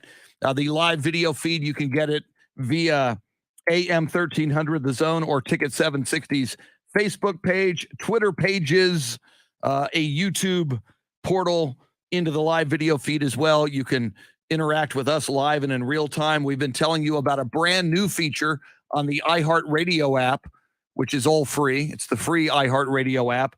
You go there, you go to Ticket 760 or AM 1300 The Zone to listen to the show. There's a microphone button on the very bottom. You can leave us messages instantly. Click the microphone button, leave a message. You got 30 seconds. You want to go less than that? Fine. You hit stop, you hit send. We get it. We play it on the air. We react to it. It's a beautiful thing. You can also dial us up on the phone lines, 800-707-9760.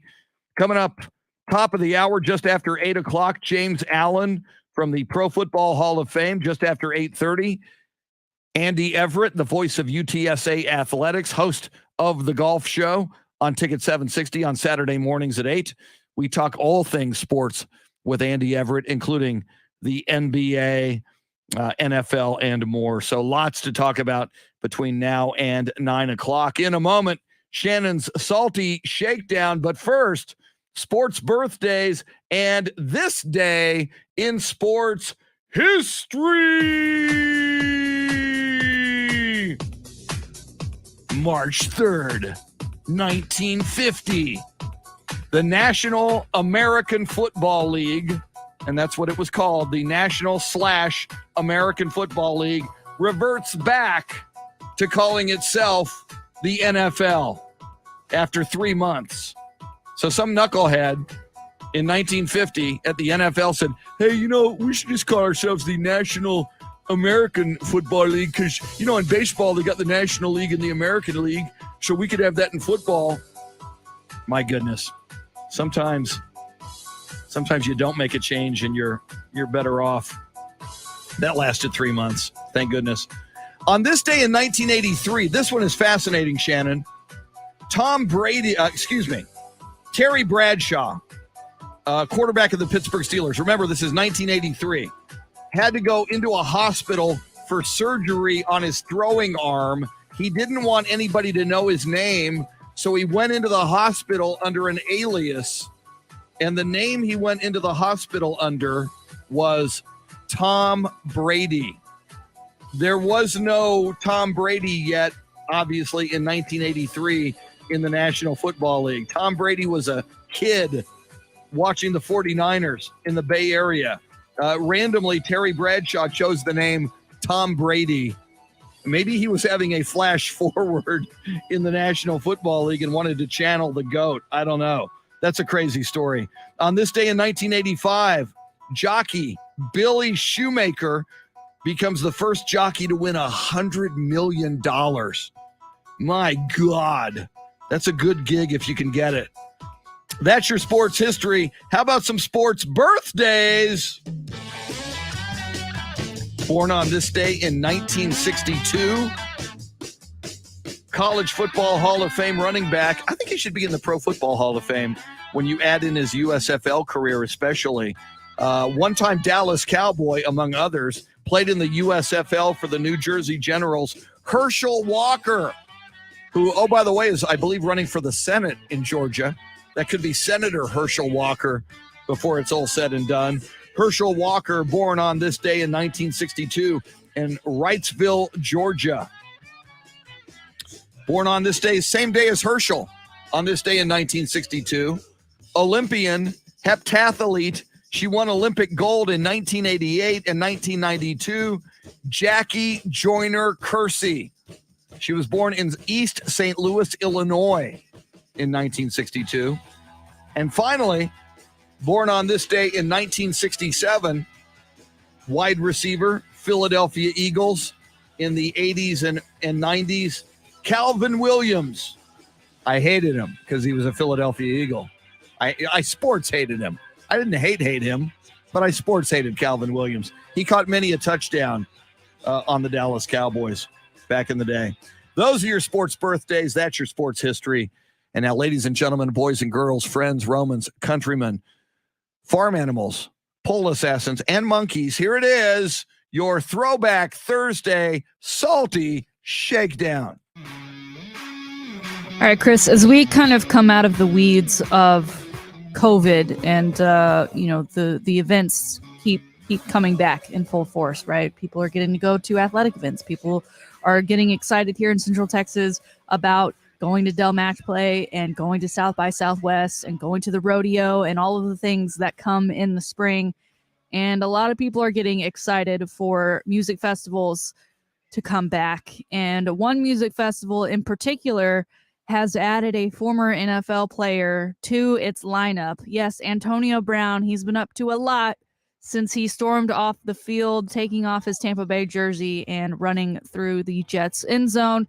Last time we saw him, he was hanging out with Ye, aka Kanye West, at the Super Bowl. So he was still in the Super Bowl 2 years in a row, just wasn't playing in it this year. But he has now been added to the Miami Rolling Loud Festival, which takes place at the end of July. And he's a performing artist. He's a rap artist who has been listed on the bill with names like Ye, 2 Chainz, Future, Gunna, Kendrick Lamar, Lil Baby, Kodak Black, among others. It's no crazy thought to think that he and Ye may perform together, as they've become such great buds, and they are performing on the same day.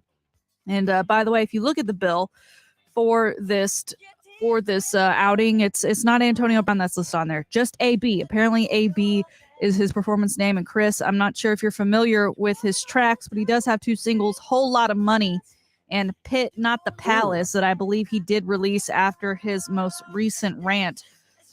Chris, when you see something like this, is he just filling time? And is this his new future endeavor? Because I don't think either of us want to see him back in the NFL. But with something like this, unfortunately, he's just not going away. Before I answer, Jason Paniagua just wrote, Oh, Kanye and Antonio Brown, are they going to call it the Off Our Meds Tour? Very Oh, funny. my The goodness. Off Our Meds Tour. Everything we know about Antonio Brown signals the dude has issues. I hope he has a rap career because it looks like he's imploded and destroyed his football career.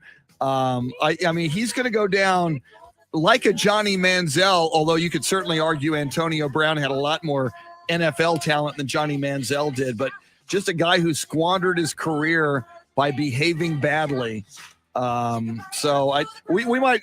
Have you heard either one of those A/B tracks? Should we play those on the show? Would Jeremy need to use the bleep dump button prodigiously? I've heard pieces of the Pit, Not the Palace, but I wouldn't say they're not. There's a reason you don't hear them on our music stations here at iHeartRadio. We'll just say that. But if you are interested in seeing AB or any of those performances at Rolling Loud in Miami this July, those tickets do go on sale next Monday, March 7th. Chris, moving on, we've got some football because it's always football season on the Chris Duel Show. So what we love about Coach Dion is that not only is he turning out to be a really great coach, but he's not afraid to speak his mind, whether that's the reporter calling him primetime and him not wanting to be called primetime, whether that's him appearing in Affleck commercials along at Nick Saban and that lovely blue jacket, or whether it's clips from his show Coach Prime, produced and directed by Barstool Sports, that follows him throughout the season with Jackson State. And from the latest episode release, we've got an awesome troll story by one Deion Sanders.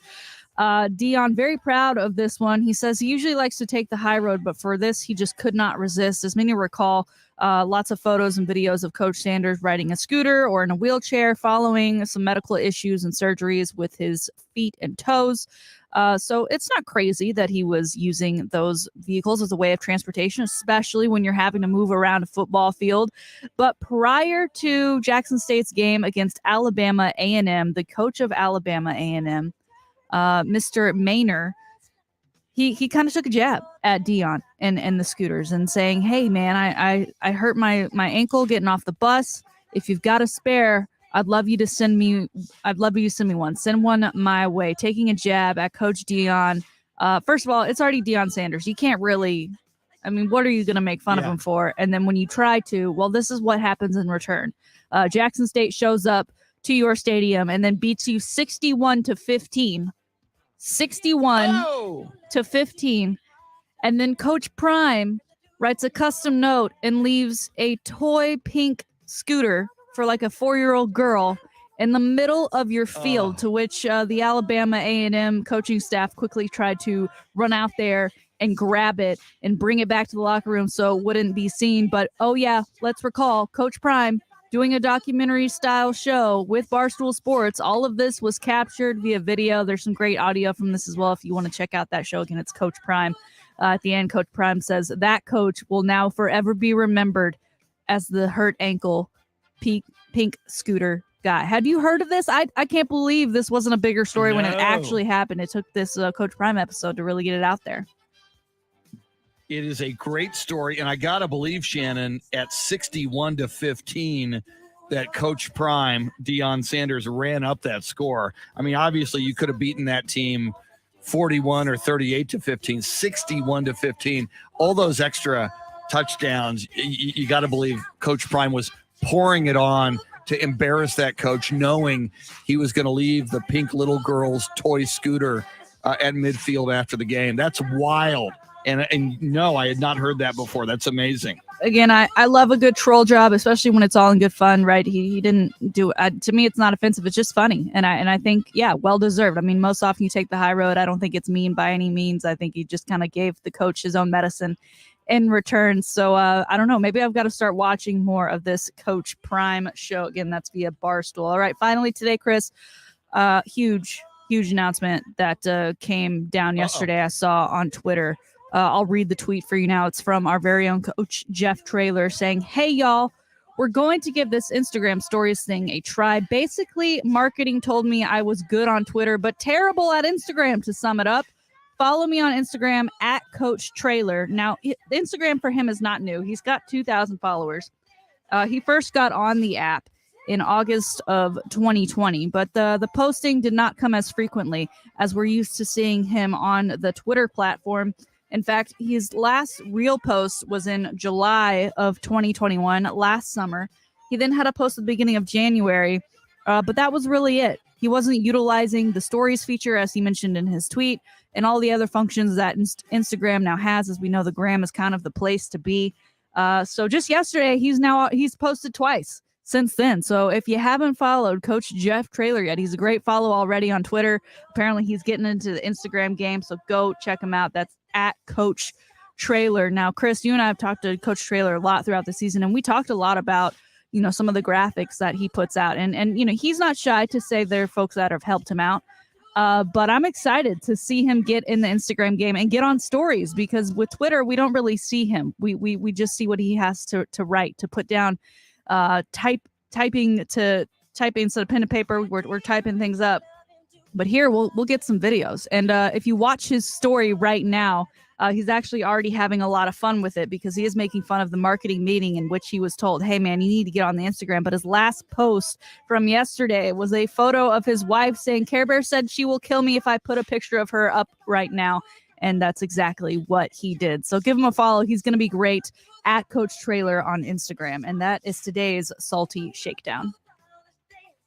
I am on Instagram right now looking at Jeff Traylor's Instagram stories and looking at his page now. And as you mentioned, he's now got 2,092 followers, 31 actual posts. And obviously that's different from his stories, which are hilarious. And I saw, so his wife is named Care Bear, I guess. Is that I guess that's her pet name. Care Bear said she will kill me if I put a picture of her right now.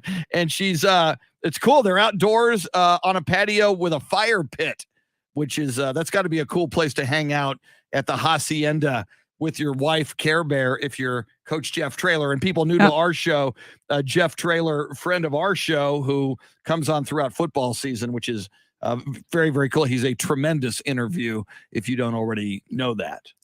It's I'm excited now, and he follows me on Twitter. We need to exchange Instagram handles now, because I want to be part of that. I think you mentioned how great that fire pit looked in what we're assuming is his backyard. We should do the show live from Coach Traylor's house one day. I don't know how we make that happen, but when we're ready for his interview during football season, he can just walk down with his cup of coffee and sit down with us. We got Andy Everett coming on. Andy Everett does the Jeff Traylor show during the football season. I'm sure Andy can set that up for us. I'm sure Andy can just pick up the phone and go, "Coach, Shannon and Chris want to, do their show from your backyard." Yeah. And I'm sure, we're really self-sufficient now with all of our at-home equipment. So we could easily just set up ourselves. You don't have to wake up as early as we do. Just come on down when you're ready for your interview, and we'll be in the backyard. Yeah, Coach Traylor wearing his robe with his cup of coffee and his flip-flops. And I'm sure he'd probably have a baseball hat that said UTSA first thing in the morning. He is, I love his story. We talk about him a lot, and we talk to him a lot on the show. A high school football coach at Gilmer, Texas. They named the stadium after him. Someday, Shannon, we got to make a pilgrimage to the stadium to Gilmer, Texas. But that's just so cool. And then he's an assistant coach for a while, including at the University of Texas. And then UTSA, his first head coaching gig. He's wildly successful, was undefeated throughout most of last year. There was a chance that they would go undefeated for the entire season. Late in the season, they stumbled, and that did not happen, which is too bad. But and Shannon, he's one of these guys, as you know, we talk to him and you're just automatically motivated. He's like straight out of Central Casting, what a successful Texas high school and college now, a Division I college football coach should sound like and be like. That's him. Can he be the head coach of the Dallas Cowboys? Can he do that for me? I almost said this to you when you were talking about Dion. Either Jeff Traylor or Dion. Don't wait, Jerry Jones. You've got a relationship with Dion. Dion can motivate people. Dion is a superstar. Yeah, but I would take either one right now. Give me Deion Sanders or Jeff Traylor. Jeff Traylor has so much more gravitas, and I'll bet you football knowledge and certainly clock and game management skills than Mike McCarthy. So I'm sorry. I am not feeling the Mike McCarthy thing. And, when we talk to and know of dynamic, innovative, successful football coaches like Jeff Traylor and Deion Sanders, Coach Prime, man, oh man, oh man. Speaking of football, and we love talking football, as God intended, coming up, James Allen on the board and on the selection committee of the Pro Football Hall of Fame, former Aggie football player, but we have forgiven him. We still are friends with him anyway and talk with him anyway. James Allen joins us next. She is her high saltiness, Shannon Salty Sweeney. Jeremy KOLOK makes the entire broadcast go. Don't go anywhere. Big 8 o'clock hour coming up on the Chris Duel Show.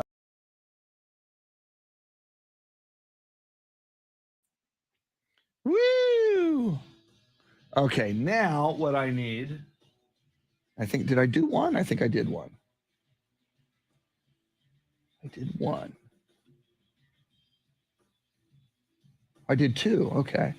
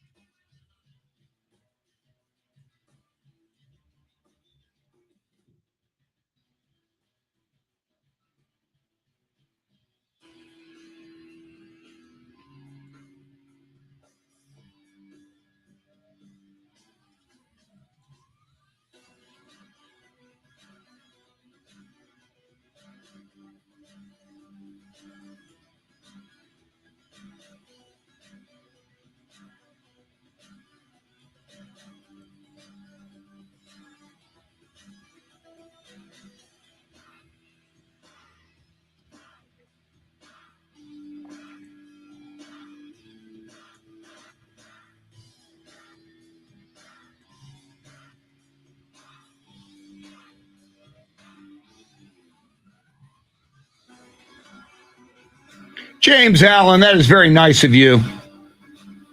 Yeah, I put a photo up. My mom, my sister, and I trade off every other week. And actually, my niece, Haley, on the weekends. So, like Monday through Saturday, each week, either it's my sister, Beth, or it's me. As caregivers to our mom, who's now 98 years, 6 months, and 6 days old. You added the other two, James. Thank you.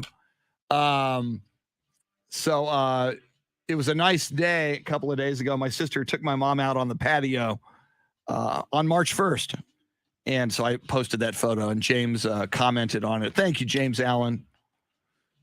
I know you're the same way. You're very caring when it comes to your parents, who I got to meet in Canton at the Pro Football Hall of Fame.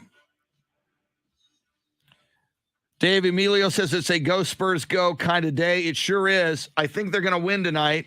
That means they will have won 6 out of 10. They're on a roll, certainly compared to where they've been. And Greg Popovich should tie Don Nelson tonight for most regular season victories.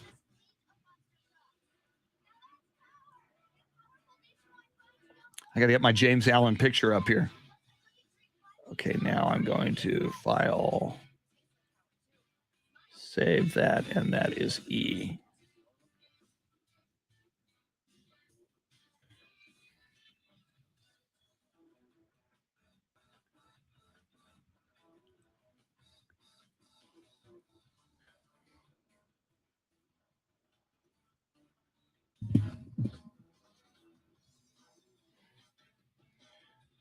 Did you see Shannon's message? Okay, cool. Oh, got it. Just saw that. Thank you. Yeah, we'll do that. Yeah, as we bring him on, and he usually has, if he asks for walk-up music, which sometimes he does, go ahead and crossfade to that, and then we'll introduce him, and then we'll play his message.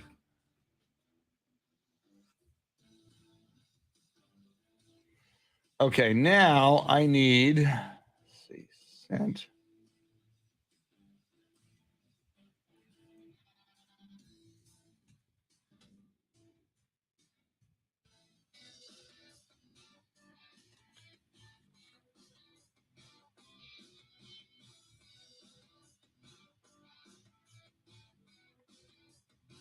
All right.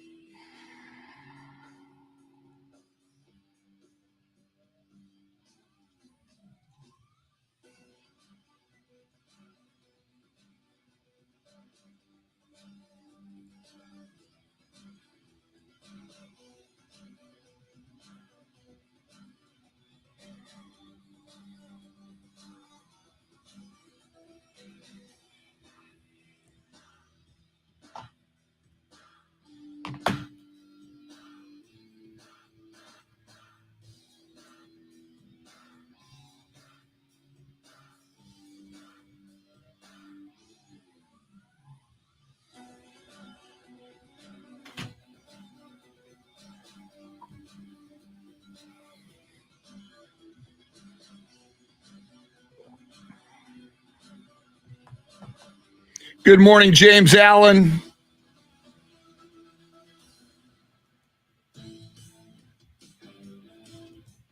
James Allen joining us in just a moment.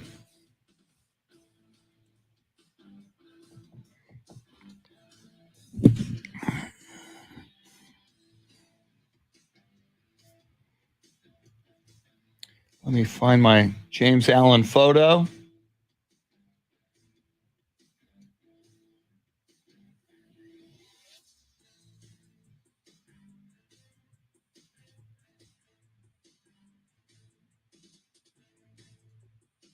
There he is. Joining us in just a moment.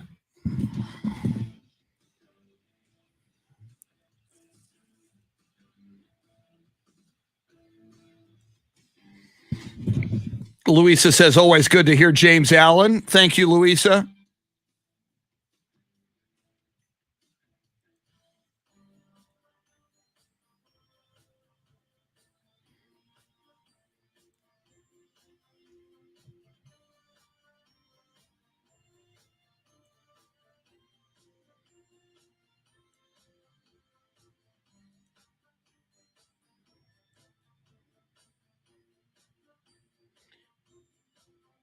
Fred Casares Jr., welcome in.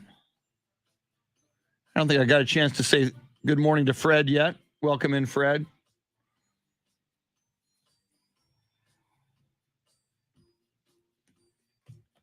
check something here. Let's see. I have time.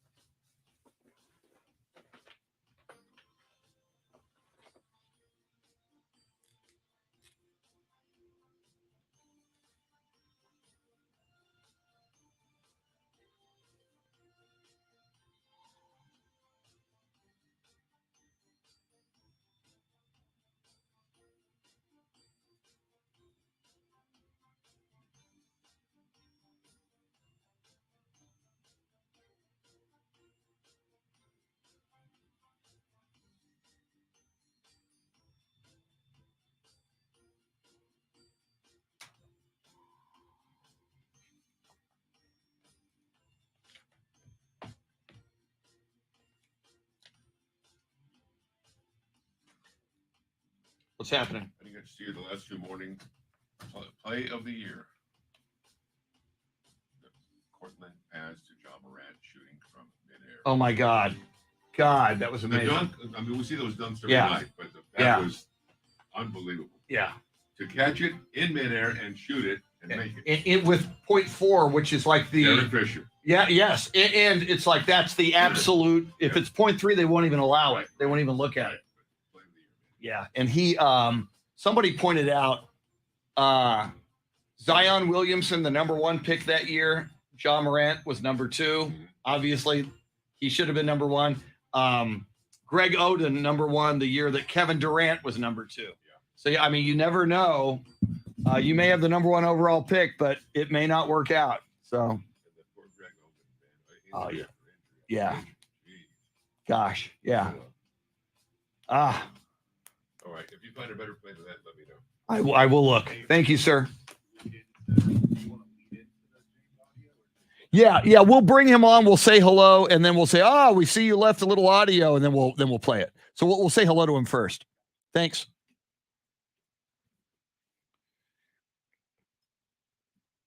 Oh, here we come. James Allen about to join us.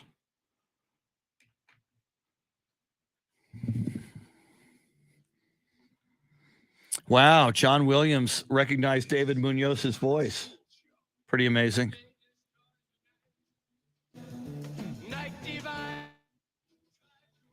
Mute for a moment for our evil overlords at Facebook.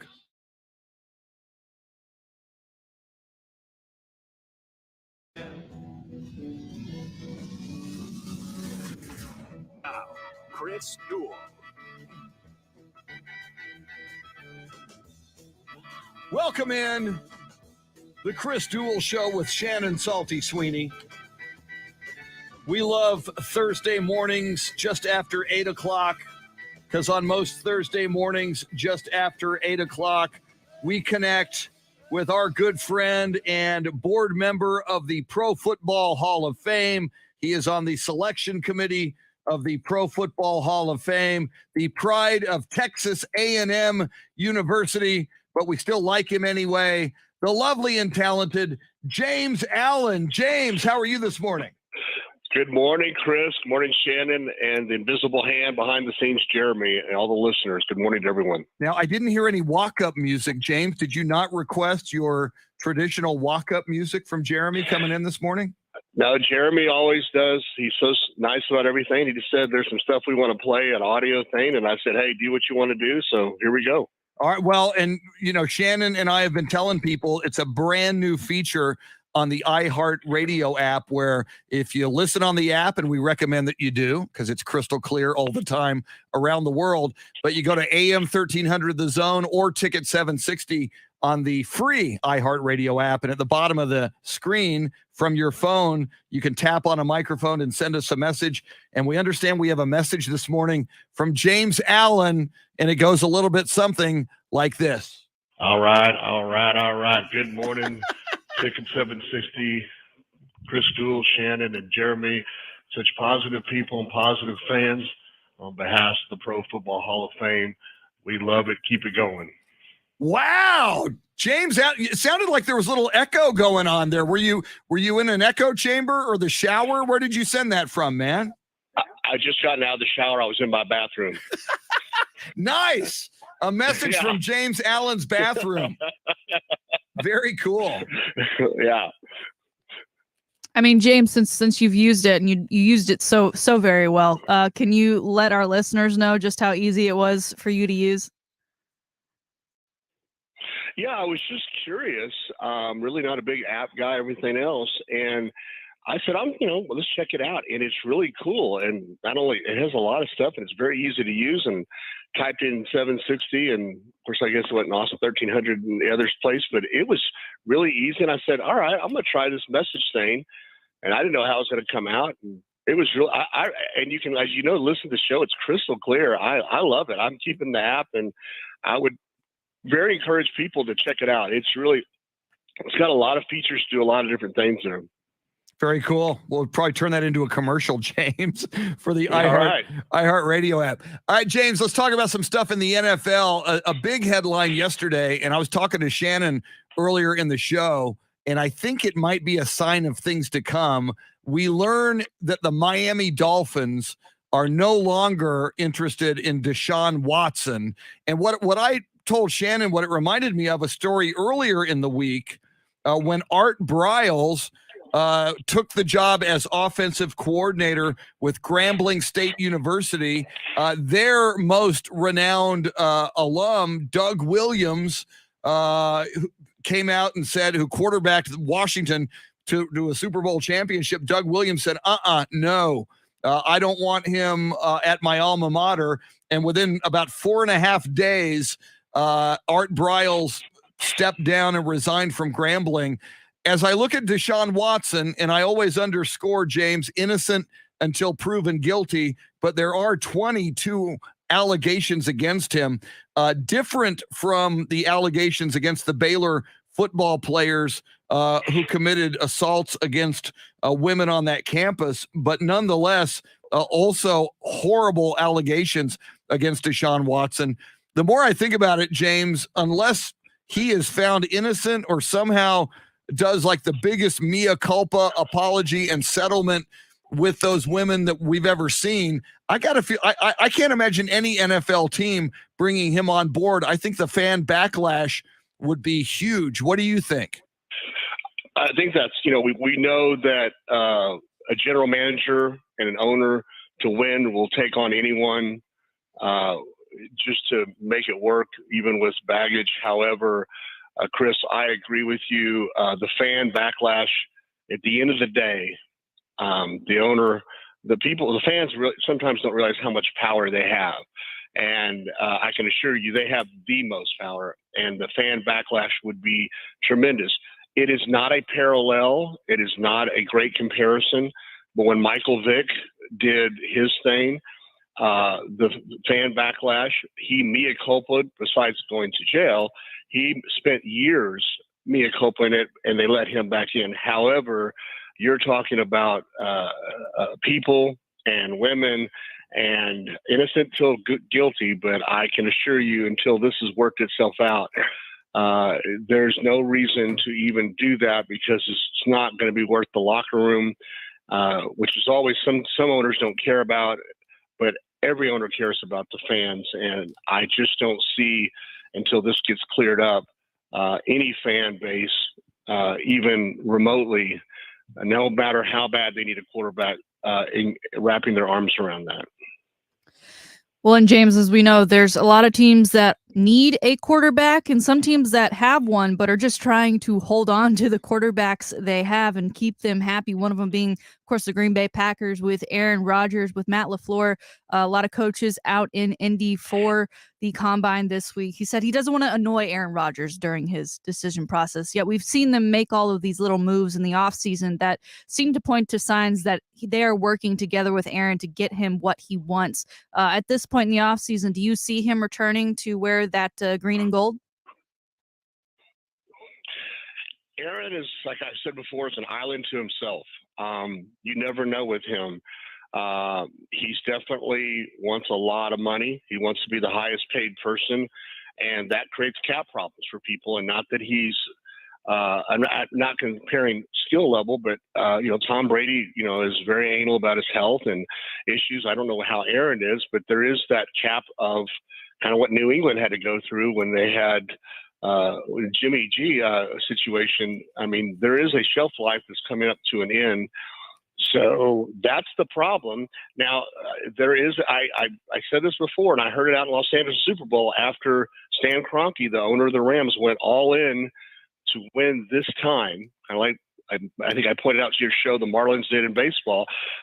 The herd mentality, I mean, there's a good chance. I mean, I know that they're making a lot of runs at Devontae Adams, trying to keep Packers getting him happy, and should keep Aaron happy. And they may be letting out a lot of money. I don't think Devontae and Aaron gets them where Stan Kroenke made the moves, but that's the herd mentality, and I don't see where he goes anywhere else. The Packers aren't going to let him, the Packers, the same thing they did with Brett Favre. They're not going to let him go willingly, kind of what we saw the Tampa Bay said about Tom Brady, if he decides to, go somewhere else. So there is that, but what they're doing with Devontae Adams, who I think is the number one free agent by anyone's stretch, and the Packers are really working with him hard, shows that they want to keep Aaron and keep that dynamic duo together to make a late run. So that's how I'm reading the tea leaves right now.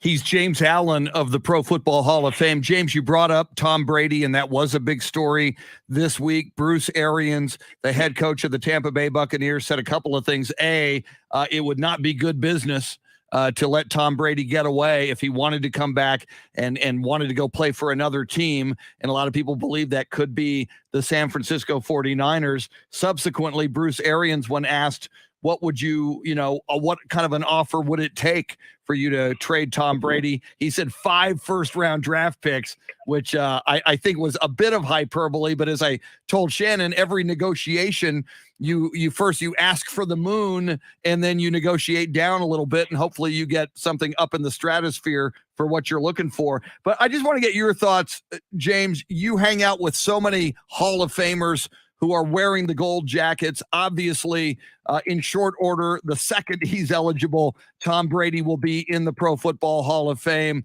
But you look at any athlete, and you were a high-performance athlete and football player. I understand the hardest thing to do is to leave the game when you've played this game your entire life at a high level, and we know Tom Brady can still play at a high level, and even if in January, and even if today on March 3rd, Tom Brady is adamant, I'm done, I'm not playing anymore. I just wonder, is he going to wake up when OTAs begin, or is he going to wake up on June 1st and go, man, I still have the itch? What? And I know we don't know, but James, you hang out and you talk to so many Hall of Famers. Where do you think his head is? Is it a done deal? Is it definite? Or do you think he might wake up one morning this year and still want to play football? Well, I think he does want to play football. However, he's similar to Michael Jordan. Well, a lot of the people like LeBron James, people that are Kobe or whatever now. I mean, all these guys, even David Robinson, Tim Duncan. I mean, they want to be the best of the best of the best, and not an ego thing. They just challenge themselves. And anybody gets in the league is like that. But to make it to a Gold Jacket Hall of Fame status, to make it to that kind of thing, that's what it takes. Tom has, LeBron's chasing the ghost of Michael and Kobe, and maybe some people say Kareem Abdul-Jabbar scoring title. Who knows? Tom has done it all, and he's done everything and done everything times 2 or 3. He doesn't need the money, obviously, which is very rare in athletics, especially the NFL with the playing time.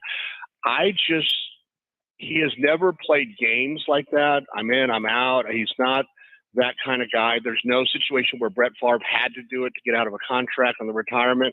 He doesn't have to play that. I don't know. I do think he's always chasing himself. Again, as I thought on the show, the only thing I could see him going to is the 49ers, kind of going after the Jimmy G situation.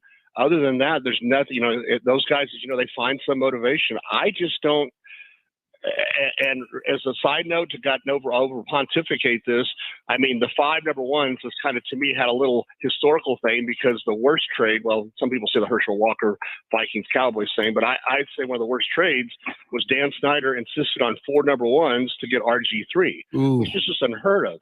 So that's kind of a joke, like, okay, well, it's the worst trade ever in history. So that there's a little, Bruce Arians is using a little side swipe there. And they do start off high, but we'll see. But Tampa, you got to go through Tampa Bay, and are they going to let him go? And if somebody is Mrs. York, who's on the board with me, that owns the 49ers, Mr. Barlow York, will she, and Hall of Famer John Lynch, her general manager, will they put out that kind of sacrifice to win today, which the fellow team in California did? I don't see the Barlow York doing that, but that's the only way. He has to get around. He has to get around Tampa Bay, and the guy's never really played games in the past. And when he did it behind the scenes when he went to Robert Kraft and Bill Belichick about Jimmy G. So it really doesn't fit his personality to use the media for leverage or to gain attention. Well, someone who tends to always gain attention with the media is Rob Gronkowski, former teammate with Tom Brady. Has never played on a team without Tom Brady, and is the reason why he got back into football was when Tom Brady made that move to the Bucs. But it looks like Gronk is expecting or wanting to stick around this time, even without Tom Brady. And the latest I heard is that he and the Bills have mutual interest. I like it, obviously, as a fan of the Bills. But what do you think about that potential addition? And could he be, that help him get over that little hump that they need, because they are so close to being Super Bowl bound? Well, yeah, to stay to your point, obviously I've heard that rumor, and I know you're a Bills Mafia person. It's a perfect fit for him. It's a perfect fit for the Bills. They are inches away. They have the quarterback that is a high caliber quarterback. They have the line to defend him, so he can be a high quarterback, which is what Gronk's not. He's not stupid, and he plays a role, but he's very intuitive. Again, he doesn't need the money, which he told the New England Patriots, and even told them how much money he had saved, because he's very tight when they were trying to do a lot of things to him on the way out the door. So, but I think he had such a great time. And the Bills has a great, it makes a chance. He wants to win a championship like everybody does, but he has nothing else to prove. I mean, he's going to be in the Hall of Fame. And I say that not as somebody, as a liaison of the selection committee. I mean, just the facts. So he's done all that, but I think he has such a great time playing, and he kind of misses winning Super Bowls. And, which I won't go into the rumors out of Tampa Bay, but where Tom was very frustrated, you don't call a blitz when they're down at the real far down and with 12, so much time left, and they throw a bomb wide open. They were, one play away from going back to Super Bowl. So it makes sense for Gronk to miss that, and knowing the Bills can go to the Super Bowl and should go to the Super Bowl, it's a great fit for him, and it's a great fit for the Bills, and it makes sense to me. Yeah, and you bring it up, and I was thinking about it just the other day as we talk football with James Allen from the Pro Football Hall of Fame. You think of that divisional playoff game between the Rams and the Buccaneers, and as you mentioned, a blitz that leads to a wide open pass thrown by Matthew Stafford to Cooper Kupp, setting up the win when Tom Brady brought the Buccaneers back. Bucs could have won, should have won, perhaps, if that play doesn't happen. They would have faced the 49ers the next week in Tampa for the NFC Championship game. It would have been Brady versus Garoppolo. I'm putting my money on Brady. And then it would have been Brady back in the Super Bowl against Joe Burrow. Should have been, could have been back-to-back Super Bowls for Brady, Rob Gronkowski, and the Bucs. Shifting to some Pro Football Hall of Fame talk here for a moment, James. We did learn this week what the Pro Football Hall of Fame matchup will be this coming summer, late summer. As we know, often they pick two teams that are among some of the enshrinees.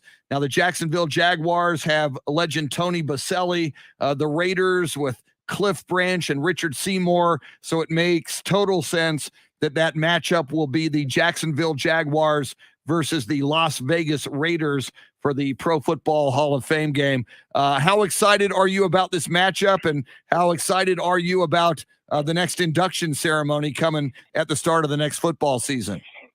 Well, one shout out that I never have done, the Benson family was here in San Antonio. Obviously, Miss Benson, after Tom died, moved back to New Orleans.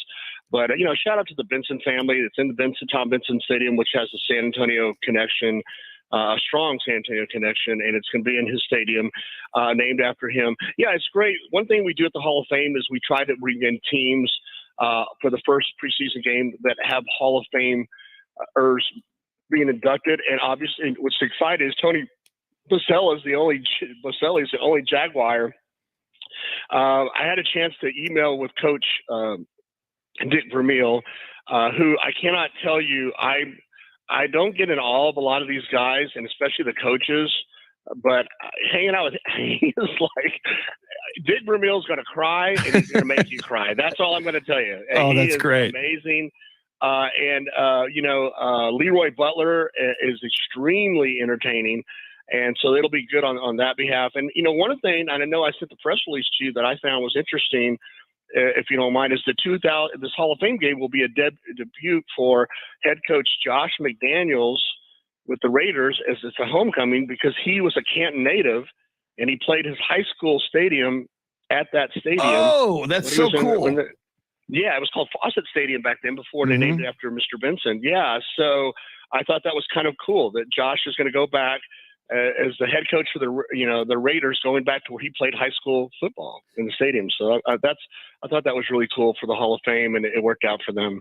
And until you told us that, James, I never knew that he was from Canton and played his high school ball in that stadium. My goodness, what a feeling that's going to be for him. And all of his time with the Patriots, and if he goes on to have a great career, perhaps, and maybe there's a good shot someday, he will, as a coach, be in the Pro Football Hall of Fame. So what a journey that would be, from hometown to that football field in high school to the NFL and maybe to the Pro Football Hall of Fame. Finally, I do want to ask you, James Allen, I checked the USFL website to know exactly how long till kickoff. They've got a countdown clock, 44 days, 9 hours, 4 minutes, and 38 seconds until the April 16th kickoff of the United States Football League. Shannon and I believe and know more football is good football. Are you intrigued by the USFL? Will you watch? What are your thoughts on the USFL? Well, I'm going to watch. It was a great league beforehand, and I'm not going to, there was one particular guy in New York that ruined it. It was getting great ratings, making money, and we don't need to bring up that whole thing. But I'm excited again because it is more football. It is a farm league it's where guys like Kurt Warner would have been, in his crazy story, maybe even faster to the NFL. And I could list a bunch of people like that, including Doug Williams, you mentioned before, from the Redskins. Yeah. So I'm really excited about that. And I really believe, and again, nothing from the NFL side to the things, but it's a great chance for San Antonio. Clinton Mangus was not a very good person, and he did a lot of interesting things. But I really think it's a great chance for San Antonio if this league catches on. In fact, I think it's an extremely good chance. I think San Antonio would be on their radar to get a USFL team. And so I'm really excited about that. I'm going to support the Houston Gamblers, obviously the only team from Texas.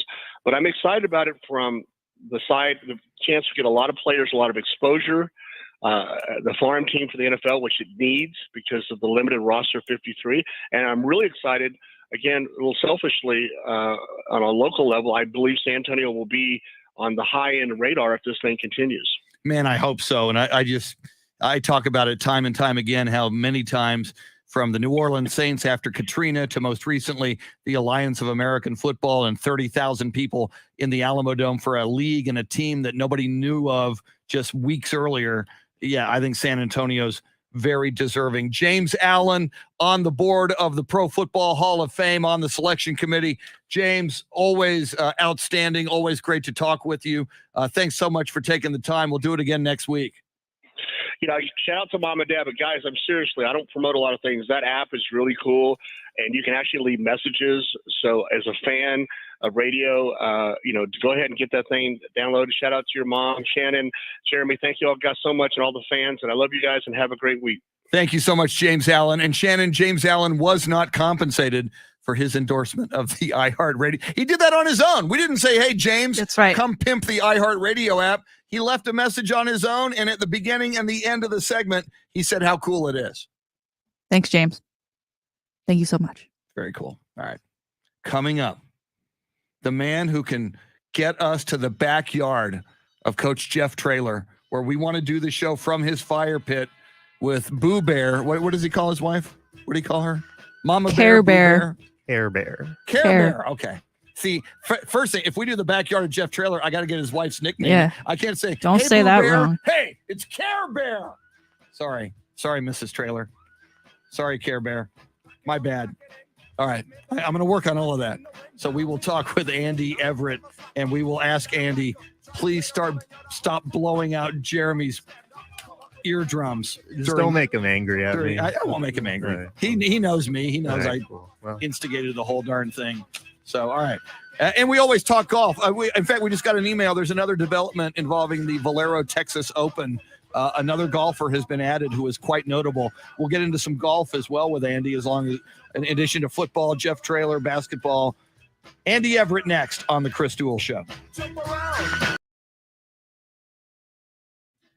Woo!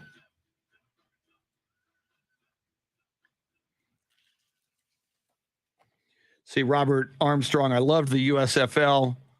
Right away, as always, Clinton Mangus, how poorly he ran the Gunslingers. He still owes money to former players. I'm sure Clinton Mangus has died since then, but you're right. Thanks, as always, to James Allen. Thank you, Dennis LaRue. Good to see you in here. Dennis LaRue, go look him up on Facebook and elsewhere. Dennis LaRue is, among other things, a life coach and puts out just great video, among other things, on how to maximize your potential and live your life at the highest level, which is really, really cool. So great to have Dennis LaRue in here. Let's see here. I'm going to take down my James Allen photo. And then we're going to put up an Andy Everett photo because Andy's going to join us next.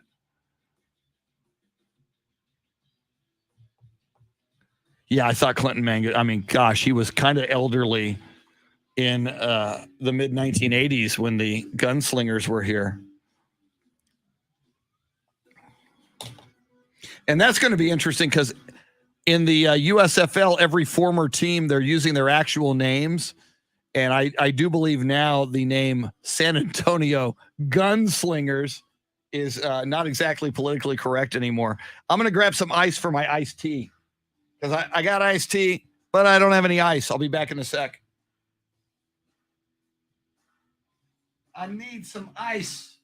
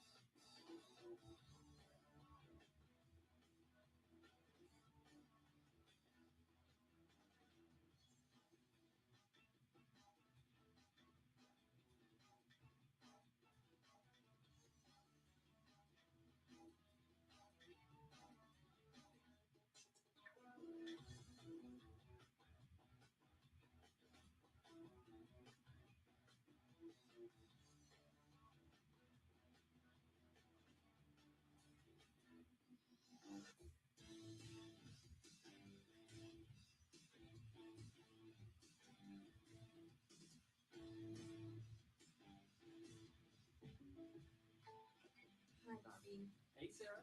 usual. This is the last time I'm coming here for coffee. One second. Cold brew for Blake? It's Jake from State Farm. Sarah, don't give up with your love. State Farm has policy options to give you a surprisingly great rate. Hey, I need my ice milk latte with caramel and cinnamon though. Girl, me too. For surprisingly great rates, like a good neighbor, State Farm is there. Call or go to statefarm.com for a quote today.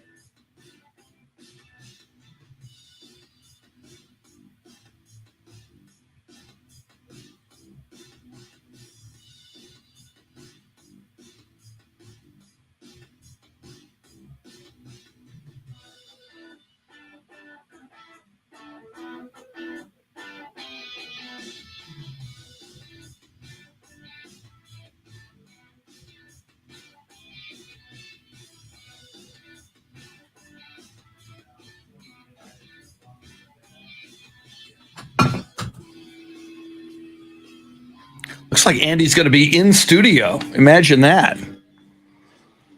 I'll have to aim the camera at him.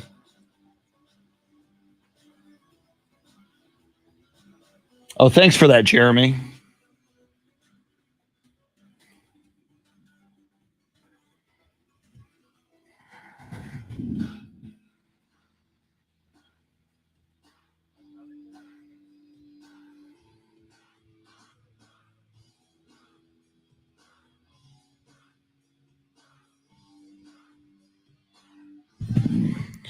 Yeah, that would be nice. I would love for it. And, Commanders was, along those lines, Dennis, as you know. And Dennis is an Air Force veteran. But, yeah, I really think it would be cool to honor the military connection. In studio. Shocker. Yeah. Wow. We'll have to aim the camera at you. See, I've got my Andy Everett photo up already. We were already ready for you here, but now we'll just aim the camera at you. Let's see. We got like 5 in here, don't you? Yeah, but we did, but now for this StreamYard thing, only one works. Only this one works.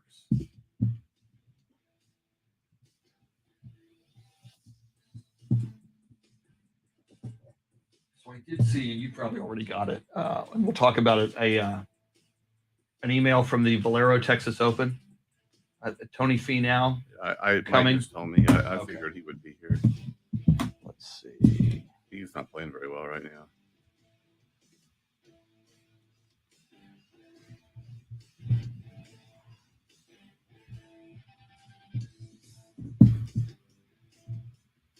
So you were on camera, just to let you know.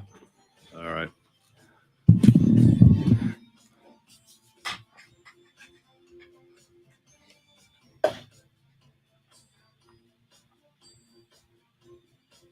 So that baseball win over Stanford was pretty cool with Carl Schoening doing the play-by-play for Conference USA. That was fun. Yeah, that's cool.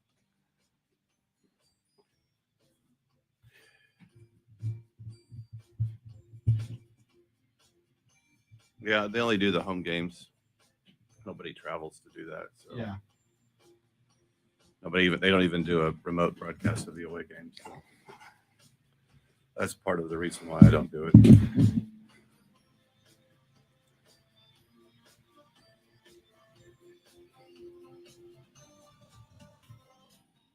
I think the Spurs are cheating their fans so much by having their broadcasters call games remotely. There's no reason for them not to travel, except Pop doesn't want to. Yeah, that is interesting. Because most of the teams now are starting to do that. Yeah, I mean, guys come in, It's not a money thing. and Bill interviews, guys who are traveling into San Antonio. He interviews them at the AT&T Center, and they're from other teams who are traveling in. If you take Bill and Paul and Sean and Bill Land, and then the 3 people, Kick and Daniel and Laurie, that run the truck, that's 7 people. Hotels are $300 a night. Per diem's $100. That's $400 a night. Yeah, that's $2,800. Round it to $3,000. You're gone about 120 days a year. That's $420 grand. My goodness. That you're saving Yeah. For a franchise that's worth $1.6 billion. Oh, so don't tell me it ain't about the money, because it's not. It's about you don't want them there. And I feel so badly for Bill and Bill trying to call the game off of a monitor. It's fortunately I've not had to do it, but it's to his credit, he sounds great. I mean, he sounds tremendous. He's doing a good job with it, but the problem with TV is that they're telling a different story than the radio broadcaster is. Yeah. The radio broadcaster is seeing things, because TV only pays attention to what's on the monitor. And Kevin Harlan told me that years ago. He said, radio is so much fun because you're in charge. Yeah. TV, you've got 40 other people that are in charge. If you see something and the camera doesn't point to it, it didn't happen. Yeah. That's a huge point. That's true. Let me make sure I so seldom have a guest. Make sure I got the right microphone. Okay. Here we come. Here we go. Back to the Chris Duel Show with Shannon Salty Sweeney. Little Katy Perry. When you hear Katy Perry or ABBA, there's a good chance that Andy Everett is somewhere nearby. He is the voice of UTSA Athletics. He is also the host of the golf show on Ticket 760 on Saturday mornings at 8 o'clock. If you're outside San Antonio, you can find that on the iHeart radio app. The one, the only Andy Everett. How are you doing this morning? I'm good. How are you? I am good. My goodness. UTSA making a lot of noise this week. Obviously, the huge baseball win that was great over number 2 Stanford. My understanding that is the highest ranked team that has ever come onto the campus to play a sport. I know they once beat Baylor in baseball at Waco, and they were number 1. They won games when they played at Wolf Stadium in the past as well. But that one was the first time that they had that highly ranked team on campus. But not nearly as big as the news that Jeff Traylor is now on Instagram, which begs the question, Andy Everett, if Jeff Traylor is on Instagram, why are you, sir, not on Instagram? I have an Instagram account, but I use it even less than I use the Twitter account. I learned Facebook. I'm comfortable with Facebook.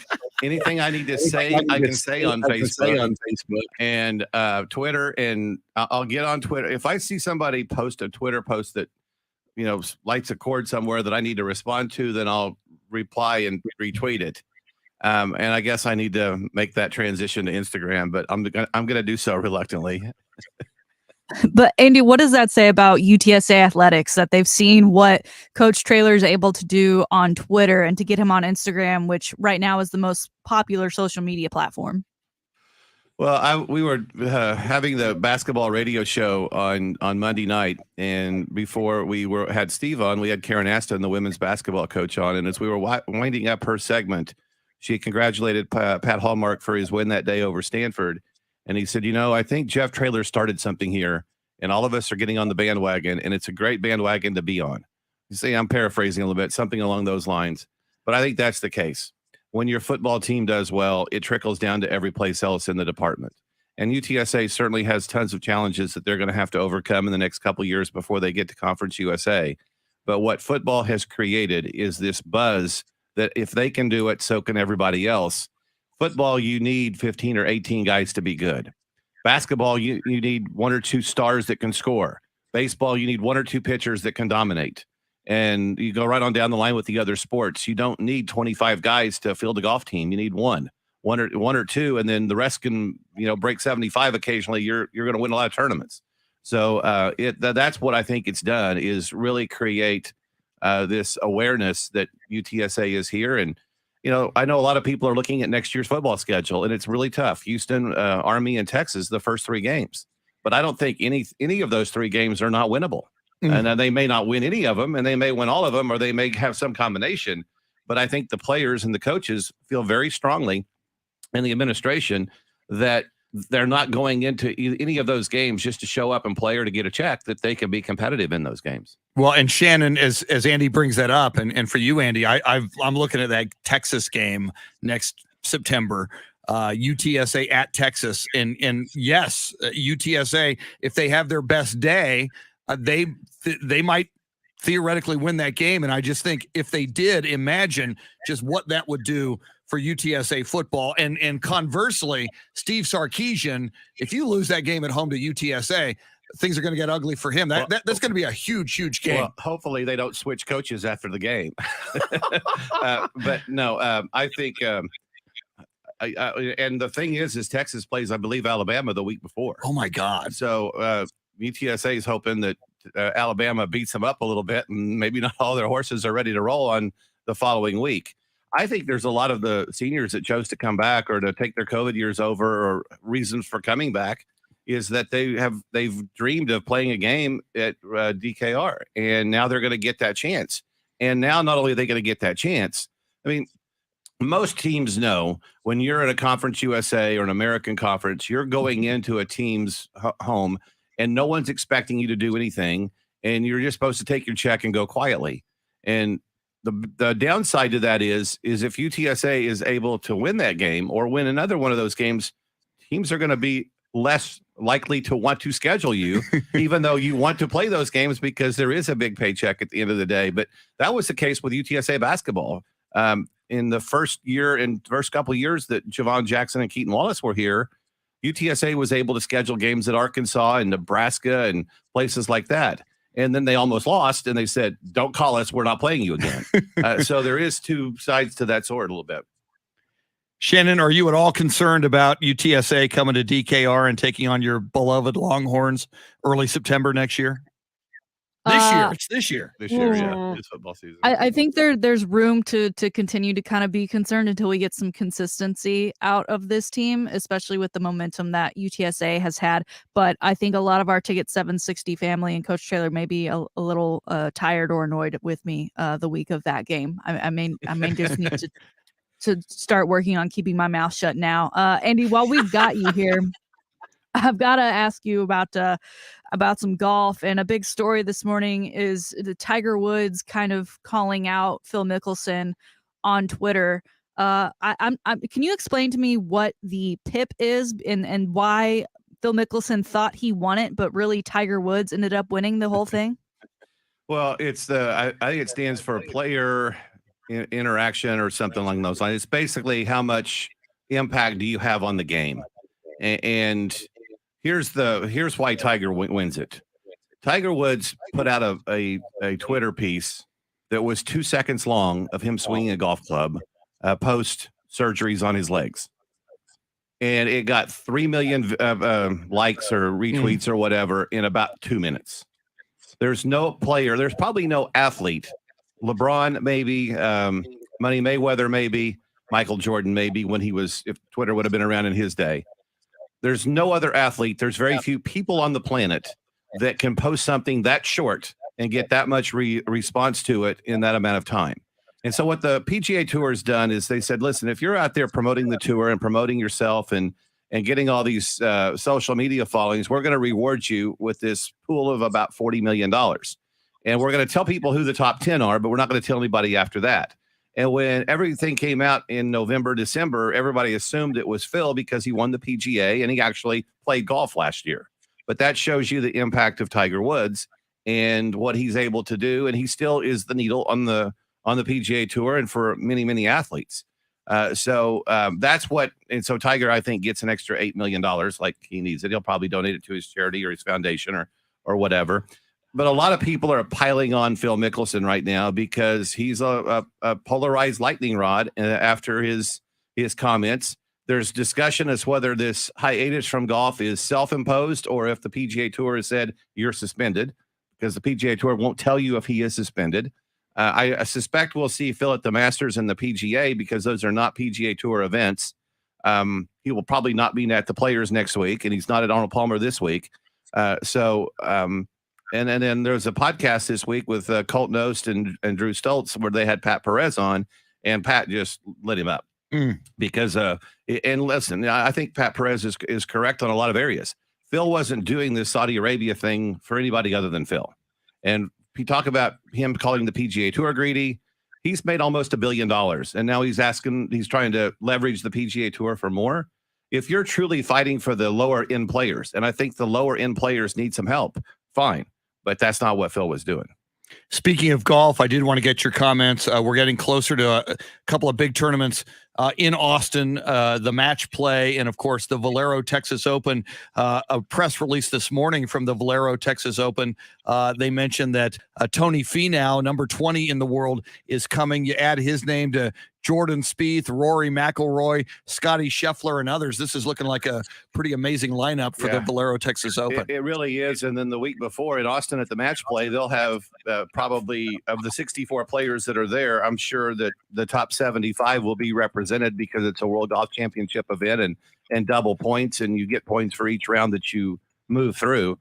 And I love what the match play did a few years ago with the round robin Wednesday, Thursday, and Friday, and then you get to a field of 16 for the weekend and a champion on Sunday afternoon. So I think all of is really positive. There was a media event Monday up in Austin at Austin Country Club. Golf course is in immaculate condition, and the greens are quick and fast, and there's all kinds of places where they can put pins that make it difficult for players to putt. And then the Valero Texas Open's coming the week after. So it may be the best field they've ever had at the VTO, the way things are shaping up. He's Andy Everett, the voice of UTSA Athletics. And tonight, Andy, you will have the call at the Convocation Center as UTSA hosts North Texas. And I'm looking at North Texas's record, 22-4, 15-1 in Conference USA. I think they've won something like 14 in a row. My God, how are they able to assemble such a great basketball team up there? Well, Grant McCaslin's recruited well, and he has the resources to do that as well. They have, I think, one of the best arenas in mid-major basketball, so there's an attraction there. But he's a different coach than a lot of people are in this day and age. Coaches, the modern coach wants to play like the Golden State Warriors do. He does not. They are the slowest basketball team in the country. Out of 357 schools, they take the most time off the shot clock before they shoot a shot. You will try to bait them into taking bad shots. They will not take them. They are really disciplined. They play 6, 7 guys, sometimes an 8th guy, but usually 6 or 7. And the 7th guy only plays a few minutes. And if he doesn't do what he's supposed to do, he's in there for less. And so they're really good at what they do. And because they play methodically like that, they don't extend a lot of energy. So those players can play 35 plus minutes. And so they're really disciplined. They're really good. They've got 2 or 3 good shooters. Their best player comes off the bench, and he's going to be a candidate for Player of the Year. And they've got a Thomas Bell that's kind of I kind of compare him to Adrian Dantley. He's only 6'4", but he can play in the post. And he's just a handful to cover and guard. And they're good free throw shooters, and they're just a really solid team. And to be able to recruit players who will play that way in this era is a credit to the coaching staff up there in their organization, because a lot of kids don't want to do that. Finally, Andy, and we're almost out of time. I wanted to get into this. I pulled it out of Jeremy. We talked about the other morning how everybody in radio has a hearing loss, and he says occasionally his eardrums are blown out on UTSA broadcasts. So Jeremy didn't say this. I'm holding you personally accountable for Jeremy's hearing loss. After the UAB game and the Western Kentucky games this year, my ears were ringing literally till late the next day. So yeah, I'm one that wants a lot of noise in my headset, and I'll pay the price for it. Hopefully not till I'm done doing it. Jeremy, any comment? I know we're up against it. No, I just didn't want it to be blamed on Andy. It's whoever has the settings done before I come in here on certain weekdays. Yeah, Jeremy said, "Don't make Andy mad." We're not gonna make Andy mad. Jeremy's doing a great job. Love having him run the games. As do we. Andy Everett, have a great call tonight. We'll be listing 6:30 pregame on Ticket 760. Thanks. See you guys. Shannon, outstanding. Let's do this again in 21 hours. Let's do it. Football Friday. Yes, our thanks as well to James Allen. Speaking of Football Friday tomorrow, Coach A, Paul Alexander will talk with us football and more, anything that happens in baseball. Will Pop tied Don Nelson tonight. We'll talk about it all tomorrow. Have yourself a great Thursday. Adios, amigos. Thank you, sir. Great stuff. Nice birds up on the way out. He did a Jeff Traylor birds up on the right before he went off the air.